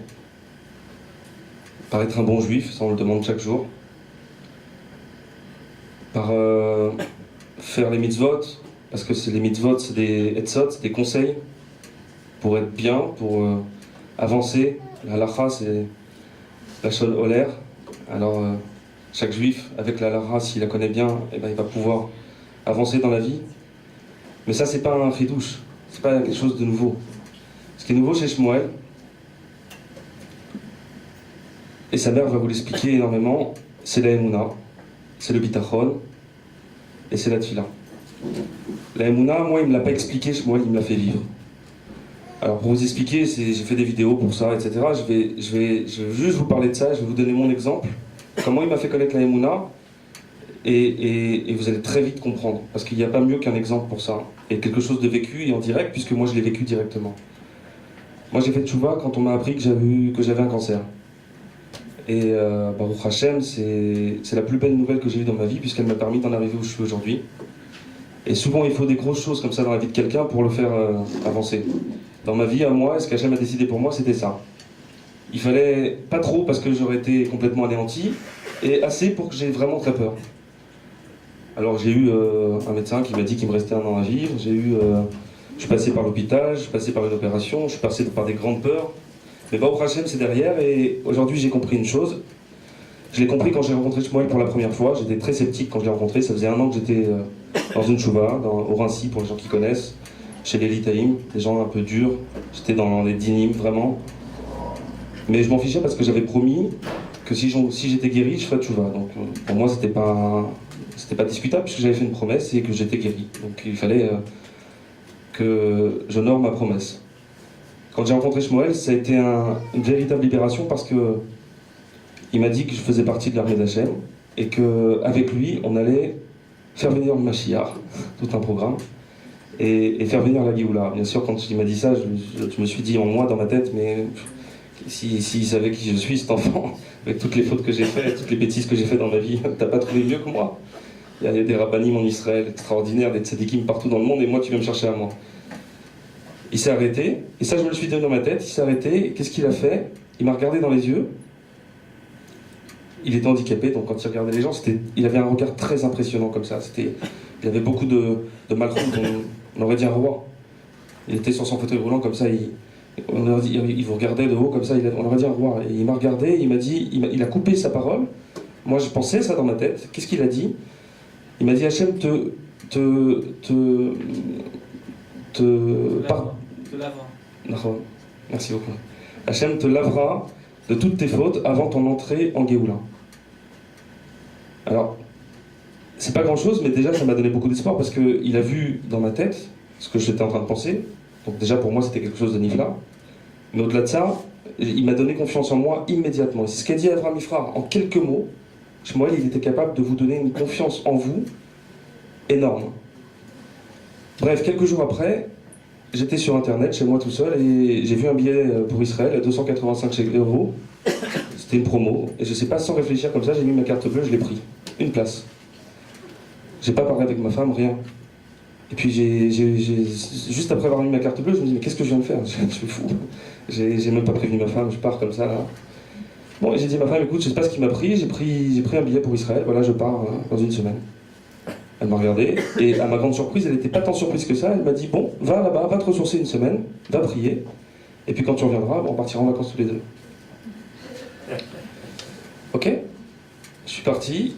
Avant de partir, j'étais voir Shmuel, et Shmuel, je lui ai demandé, je lui ai posé cette question, je lui ai dit, dis-moi, j'ai pris ce billet, c'est un peu bizarre, ça me ressemble pas de prendre un billet sur un coup de tête comme ça. C'est normal, je dois aller en Israël. Il m'a répondu, oui, tu dois aller en Israël. Et tu vas en Israël parce que c'est moi qui t'envoie. Et il m'a dit, tu vas rencontrer quelqu'un là-bas qui s'appelle Daniel. C'est tout ce qu'il m'a dit. Alors moi je lui ai répondu, d'accord, mais c'est qui c'est Daniel? Israël c'est grand quand même si c'est petit, c'est quand même grand. Des Daniel en Israël, il doit y en avoir plein, comment je fais? Et qui je vois, j'attendais qu'il me donne tout un programme, etc. Il m'a répondu avec Hachem en toi. Avec Hachem en toi, ça s'appelle la Emouna. Mais à l'époque je ne le savais pas. Il m'a juste donné l'information que j'allais rencontrer en Israël Daniel. Il m'a dit, maintenant, tu prends ton billet, tu t'en vas, et avec ça. Je me suis senti investi d'une mission, je savais que je devais rencontrer quelqu'un qui s'appelait Daniel, je ne sais pas où, pas quand, pas comment. Et ça a commencé comme ça. Et là, il m'a fait faire une aventure qui m'a vraiment réellement fait comprendre et intégrer en moi, tout au fond de moi, ce que c'était réellement que la Emouna. J'ai pris l'avion, je suis arrivé à Tel Aviv, j'ai loué une voiture, je devais prendre un appartement, et finalement j'ai décidé d'aller directement au Kotel, parce que l'objectif c'était de rencontrer ce Daniel. Je me suis dit, bon, je vais aller au Kotel, peut-être que je vais le rencontrer là-bas aussi. Et Shmuel m'a parlé de Torah, donc j'allais pas aller à Tel Aviv, pour moi c'était évidemment le Kotel. Je suis allé au Kotel, puis je me suis assis là-bas sur le côté, dans la grotte, et je me suis dit, voilà, moi je suis là Hachem. Il faut dire que bon, j'avais les kélim puisque j'ai eu cette maladie, etc. Mais bon, je suis là, j'ai fait le premier pas.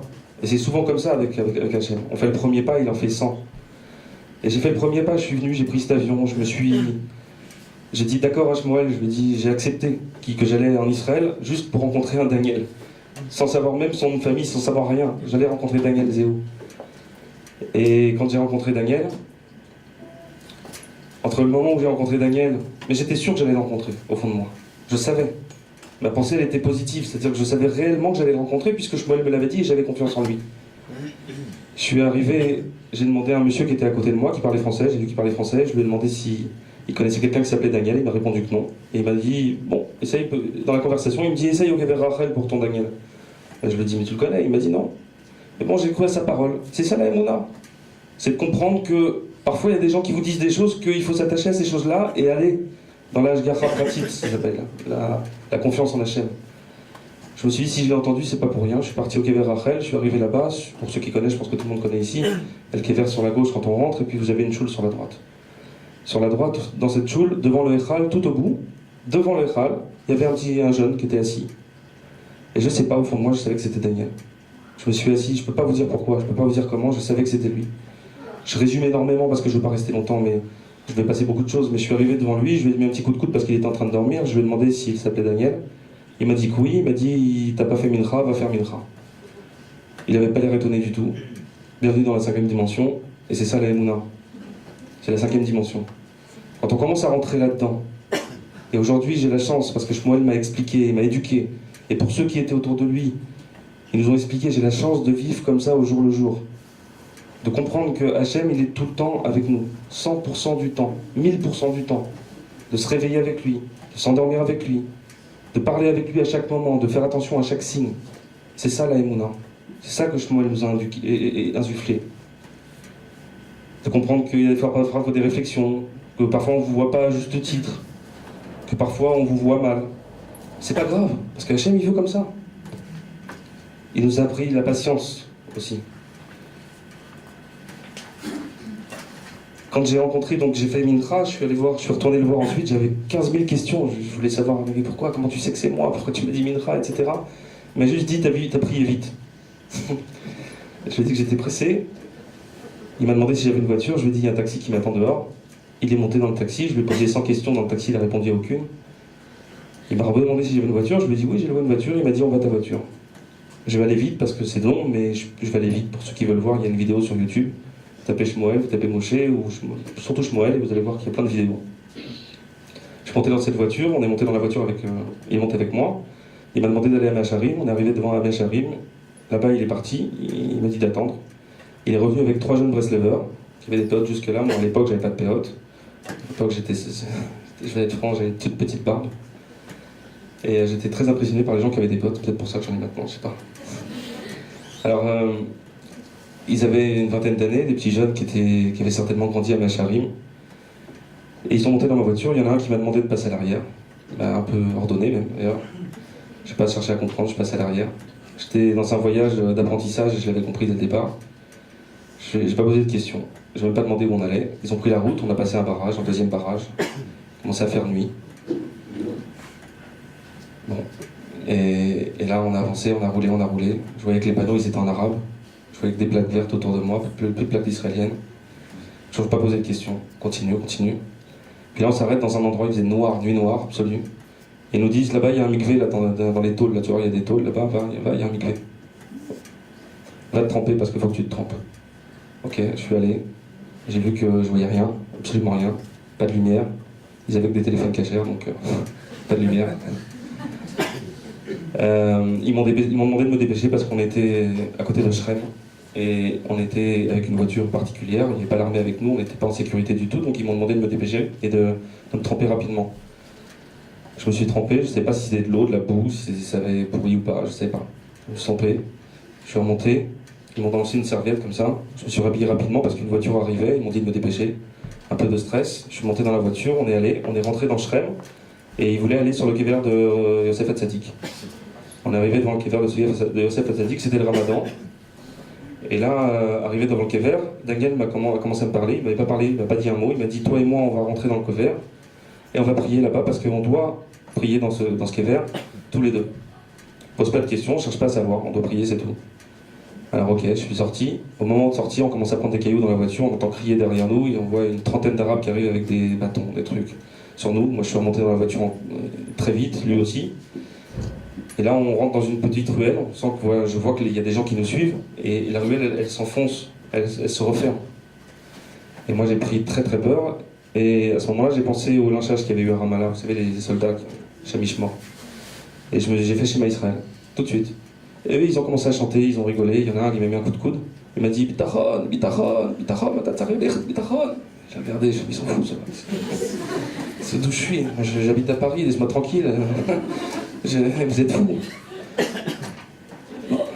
Ils étaient contents, ils chantaient. Ils se moquaient des Arabes derrière et tout. Moi je faisais schéma.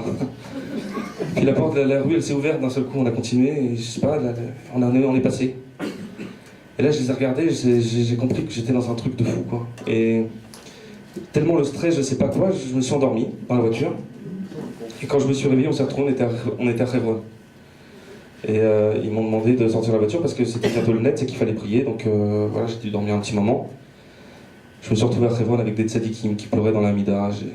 Et moi j'étais spectateur parce que réellement je venais de Paris, comprenez que j'étais pas en Israël. Donc il n'y a qu'en Israël qu'on peut comprendre vraiment ce que c'est que de pleurer dans une Amida et ce que c'est que de pleurer dans cette fila.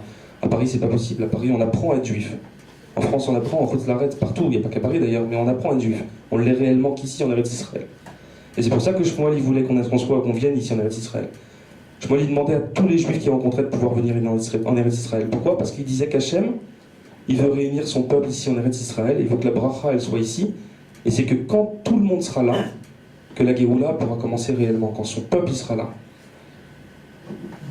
Nous, aujourd'hui, on a une Imouna sans faille, absolument sans faille, que de cette synagogue que vous voyez ici, une grande lumière va venir. Pourquoi? Parce que Shmuel nous l'a dit. Comme je vous l'ai dit, toute l'aventure que j'ai vécue, après, donc finalement, après Hebron, on est parti, on a été voir Rabbi David Abrahatzera, on a été voir des tzadikim comme Rav Kanievski, etc. On a parlé de Shmuel, etc. Bref. Mais finalement, je suis rentré à Paris, et quand je suis rentré, qu'est-ce qu'il m'a dit, Shmuel? Il m'a dit, tu as mérité d'aller en Eretz Israël avec ta famille. J'y avais jamais pensé. J'avais pensé que j'irais un jour en Eretz Israël, peut-être à la retraite, mais j'avais jamais pensé. On venait d'acheter un appartement, ça faisait un an. Je ne pensais pas que j'allais partir, ma femme non plus. Et on s'est regardé, quand il nous a dit ça, ça nous a fait un déclic. Et on s'est dit, oui, on va partir. 6 mois après, on était ici. Il m'a envoyé au Man de la même façon. Il m'a dit tout ce qui allait se passer à l'avance. Et ça s'est passé comme il m'a dit. Pourquoi? Parce que j'avais Emouna et confiance absolument en lui. Aujourd'hui, il n'est plus là. Ce qu'il nous a laissé comme message, c'est que la confiance en soi, la Emouna en soi, c'est ce qui est le plus important. Parce qu'en vérité, il faut prendre conscience qu'en chacun de nous, Hachem, il est là. C'est quoi? C'est la Neshama. Et cette Neshama, c'est Hachem, c'est une partie d'Hachem. Si vous n'avez pas confiance en vous, vous n'avez pas confiance en Hachem. Ça n'existe pas d'avoir confiance en Hachem et de ne pas avoir confiance en soi. C'est pas possible. Et c'est ça qui nous a appris Shmuel. Donc maintenant qu'il est parti, on va continuer, nous. Parce que c'est ce qu'il voulait. Il voulait nous apprendre pour qu'on puisse vous transmettre, pour qu'on puisse vous apprendre, vous, à votre tour. Et c'est ça qu'on fait ici, aujourd'hui. Ici, le Bet Shmuel, c'est un atelier. Un atelier de la Emouna, un atelier du message qu'on veut transmettre, le message de Shmuel, qui est la Emouna. Et je vais laisser la parole, d'ailleurs, à sa maman. Tout ça, c'est en introduction de ce que va dire sa maman aujourd'hui. Elle va rentrer un petit peu plus, je pense, en profondeur dans la Emouna selon Shmuel. Je crois qu'elle va parler d'esprit positif. Et en réalité, l'objectif, c'est que de comprendre une seule chose, c'est qu'on peut tout obtenir, si on le veut vraiment. Et c'est ça qui nous a appris Shmuel. Tous les seuls obstacles réels qu'on a dans la vie, c'est ceux qu'on se met soi-même. Et si on comprend ça, alors on a tout compris, c'est le message vraiment. Alors vous allez me dire comment, etc. Bah justement, Rana, il va vous expliquer. Bonne soirée.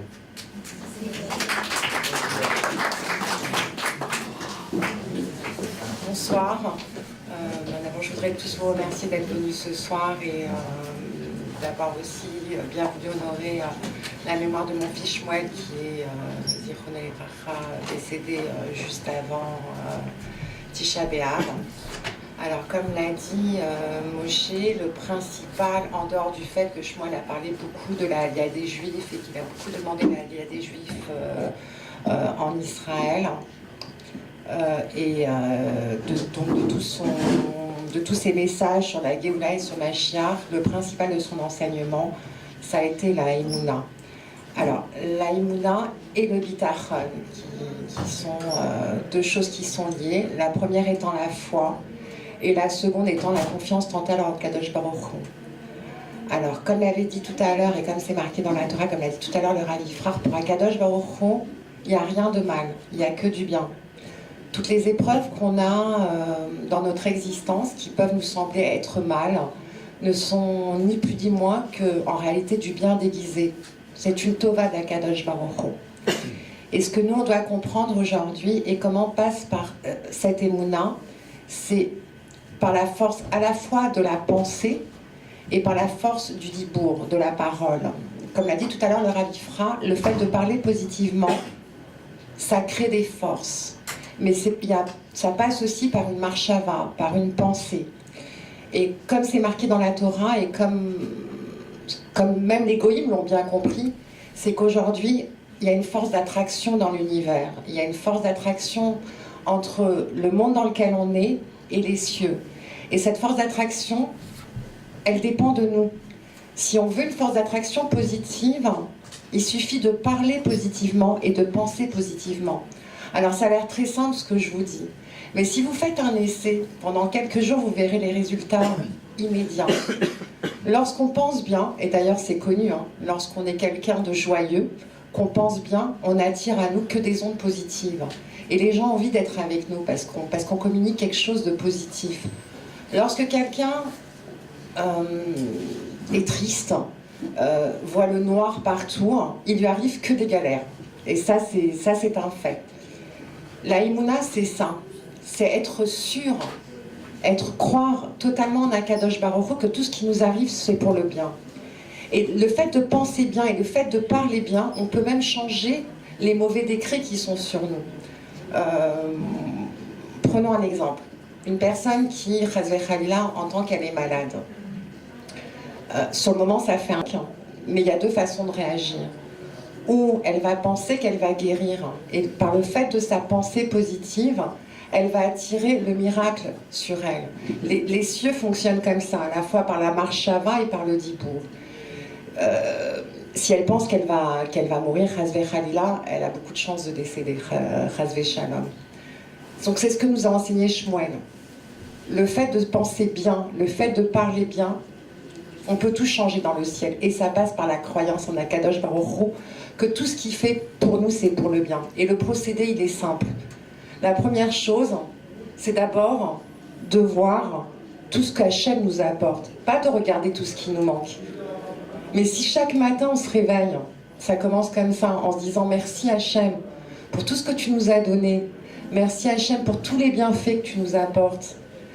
Et je sais que les petits soucis que j'ai en ce moment, ce n'est que passager.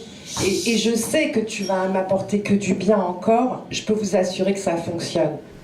À partir de ce moment-là, pensez que toute votre vie, même ce que vous n'avez pas, vous l'avez déjà. Et le fait de penser que vous l'avez déjà et de vous nourrir du sentiment que vous l'avez déjà et d'en éprouver le plaisir qu'Hachem vous a déjà donné ce qui vous manque, vous aurez... Alors ça prendra peut-être 1 mois, ça prendra peut-être 2 mois, ça prendra peut-être 3 mois, mais vous aurez ce que vous avez demandé à Kadosh Baruch Hu. Donc voilà, remerciez Hachem chaque jour de ce qu'il vous apporte. Deuxième chose importante, et Shmuel le disait souvent, Hachem il est vivant quand on lui parle, quand ses enfants lui parlent. Donc après le remerciement, vous pouvez passer commande, vous pouvez demander tout ce que vous voulez à Kadosh Baruch Hu.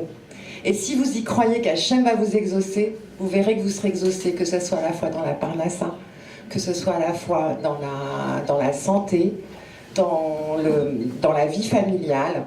Tout fonctionne. Et c'est comme ça que ça fonctionne. Et c'est ça le secret. Le fait d'avoir une totale confiance en Akadosh Baruch Hu, que toutes vos demandes seront exaucées. Voilà, ça c'était le message principal de Shmuel. C'est de croire que tout ce qui nous arrive, on peut le transformer, que tout ce qui nous arrive est du bien, et que ça se finira par quelque chose de bien, même tangible pour nous qui, malheureusement, comme disait Shmuel, on est aveugle, et aveugle de ce monde de mensonges. Ça c'était le principal enseignement de Shmuel. Si vous avez des questions, je suis prête à y répondre.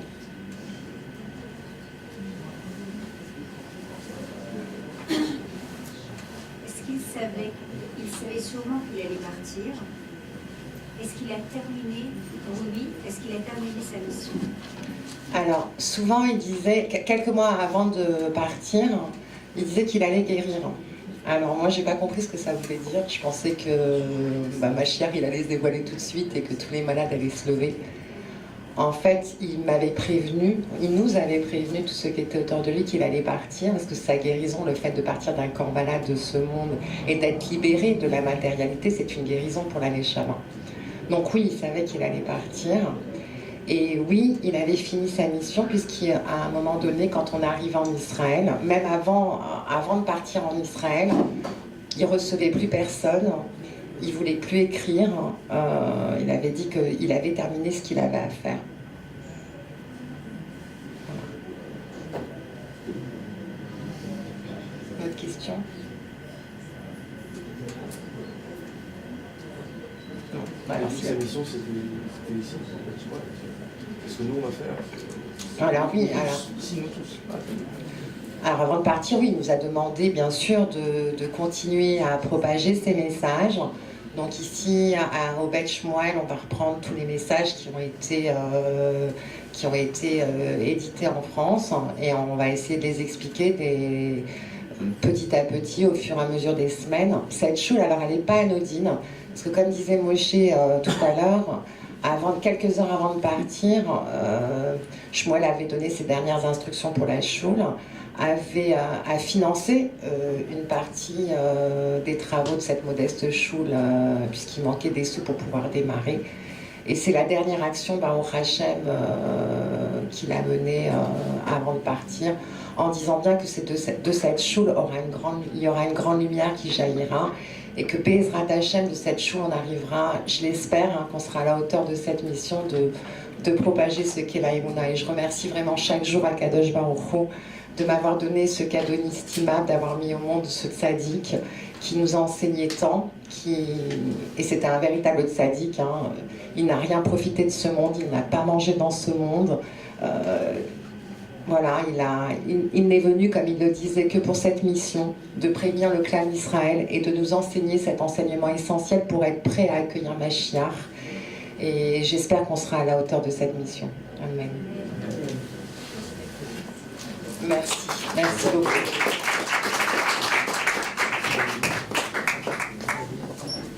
on finit sur ça.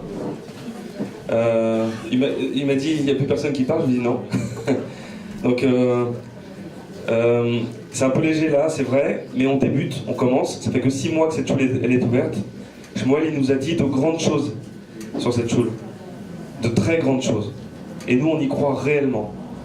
Il n'y a pas du tout de gava là-dedans, rien du tout. On est vraiment conscient qu'on a une chance extraordinaire. Nous, on va rien faire. C'est pas nous qui allons faire, c'est vous. C'est les gens qui sont là ici aujourd'hui. C'est vous qui allez faire parce qu'il nous a dit que vous étiez choisis depuis votre naissance pour réaliser la mission que vous allez faire à partir de maintenant. Parce que vous êtes prévenus maintenant. Vous savez que cette choule-là, c'est un atelier pour la Emouna. On va transmettre le plus possible aux gens qui viendront dans cette choule ce qu'on sait de Shmuel, avec le plus de douceur possible, avec le plus d'amour possible. Et en tout cas, on compte beaucoup sur les femmes, parce que Shmuel nous a dit à plusieurs reprises que la Géoula, elle viendrait des femmes. Vous savez, les hommes, ils ont cette dureté, cette gava, on veut leur montrer quelque chose, ils ont toujours quelque chose de mieux, etc. Bref.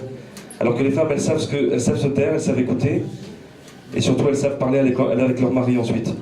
Alors ça ne veut pas dire que les hommes, ils vont te jeter, pas du tout. Ça veut dire qu'un homme, il écoute en général plus sa femme qu'un autre homme qui lui parle. Alors, c'est comme ça qu'il nous a indiqué, Shmuel, que le processus se ferait. C'est pour ça qu'il y a peu d'hommes, il y a beaucoup plus de femmes ici, on voit que ça se fait. Et je ne m'adresse pas forcément aux hommes, parce que je sais que les hommes, c'est difficile de leur parler. Il y a des concours de « moi je suis plus fort », vous savez, chez les hommes. Et chez les femmes, elles sont mécablettes en général, des messages comme ça, et c'est elles qui font, après le message elles le font passer à leur mari. Et c'est comme ça que ça fonctionne chez tout le monde. Alors, Shmuel, il nous a dit ça. Il nous a dit que c'était nous qui allions amener la Géoula. C'est-à-dire, quand je dis nous, c'est pas nous, hein, c'est vous. Tous ensemble. Et c'est un petit groupe qui va se former, qui va grandir. Tout le truc, c'est de croire. Tout le truc, c'est d'y croire. C'est pas de se dire, moi, qui je suis, moi, qu'est-ce qu'il me raconte, c'est n'importe quoi son truc. Amener la Géoula, moi. Ça marche pas, ça. C'est d'y croire. Mais vraiment. Et quand on y croit, on influe une pensée positive. Et comme je vous l'ai dit, c'est ça qui nous a montré Shmuel. Parce que quand on y croit, on peut tout faire. Quand on croit à quelque chose, on peut tout amener. Il y a des gens qui ont fait fortune comme ça en croyant, avec une croyance. Il y a des gens, il y a sur YouTube, pour ceux qui veulent, il y a un truc qui a été fait par des goïs, qu'il faut remettre dans l'Akdoucha, qui explique ça s'appelle Le Secret. Vous tapez Le Secret sur YouTube, vous allez voir, c'est formidable. C'est des goïms qui savent. Ça donne un peu honte parce que nous, on est juifs, et tout est dans la Torah, et eux, ils savent déjà ces trucs-là. Bon, Baruch Hashem. Vraiment, le message principal, c'est que il faut avoir confiance en soi. Voilà. Vraiment pas se voir plus bas qu'on n'est pas, et on est des juifs, on est sur notre terre, on est Eretz Israël. On voit bien que le monde, il bouge énormément. Shmuel nous a dit énormément de choses sur ça. Et on voit que tout est propice pour l'arrivée du Mashiach et de la Géoula. Et la Géoula, c'est vous qui allez le faire. Quand je dis vous, c'est vous vraiment, ici présents, qui êtes des juifs de France. Shmuel nous a dit que la France était le pays le plus tamé au monde, parce que c'est là où il y avait le plus de Touma. Rabbi Nachman le dit aussi. C'est un endroit, la France, où il n'y a pas de limite dans tout, dans le mal en général. Il n'y a pas de limite en France, et on le sait, on le voit. Et bien sûr, ça commence toujours par l'endroit où il n'y a pas de limite. Le Rabbi le disait, 770, c'est Gematria Tzafat. Le Rabbi, il a essentiellement appuyé son discours de la Géoula sur la France. Il a dit que ça démarrait, ça viendrait de la France. Ça vient de la France parce que c'est vous, les Français, qui allez dans cette toute petite choule cachée, comme l'était Shmuel, faire jaillir une grande lumière, et ça j'en suis absolument certain. Et je suis sûr, parce que vous allez avoir confiance en vous, et moi j'ai confiance en vous, en nous, et je sais qu'on va réussir. Et tout le but aujourd'hui de notre vie, c'est vraiment ça, de faire venir le Mashiach, parce qu'on en a marre, parce qu'on veut un monde sans Sheker, on veut un monde, véritablement un vrai monde, le monde qu'on nous a promis, la terre de Canaan, comme nous a promis Hachem. Et elle va venir, cette terre, il va venir ce monde, et aujourd'hui, c'est sûr, c'est vous qui allez le faire, parce que Shmuel il l'a dit, et moi j'ai confiance en lui, tout ce qu'il a dit, ça s'est réalisé, tous les attentats qu'il y a eu, etc. Même dans le mal, ça s'est réellement réalisé. Quand on a commencé à parler en 2013, Shmuel, 2012, les gens ils nous jetaient. Je me rappelle, on était dans la bagnolette dans une choule, on s'est fait jeter. Parce on parlait de choses qui allaient se passer, que Shmuel nous disait, et que finalement, en France, il n'y avait même pas une seule manifestation, il n'y avait pas d'antisémitisme, tout se passait bien, donc les Juifs nous disaient pourquoi on irait en Israël, tout se passe bien ici. Et puis très peu de temps après qu'il ait commencé à parler, il y a eu les premières manifestations, les premiers problèmes, etc. Et là aujourd'hui, je le vois, au jour le jour, tout ce qui se passe en France, Shmuel nous avait prévenu, il nous l'avait dit.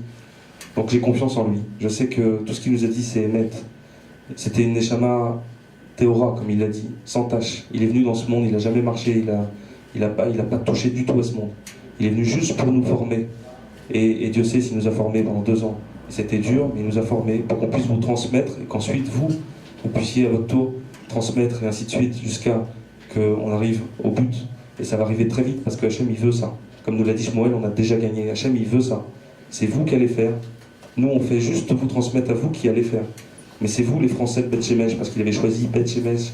Il avait dit que c'était Beth Shemesh, ça partirait de Guimel. Il voulait Guimel. C'était... Bon, je sais qu'il y a des gens qui habitent à Lévis ici, mais c'est vous qui allez démarrer. C'est vous qui allez démarrer, j'ai vraiment confiance en ça. N'ayez vraiment pas de doute là-dessus, c'est très important. Je pense qu'on se reverra, on va refaire des conférences certainement. On va continuer dans ce chemin et Hachem va nous aider, c'est sûr. Amen, bonne soirée à tous.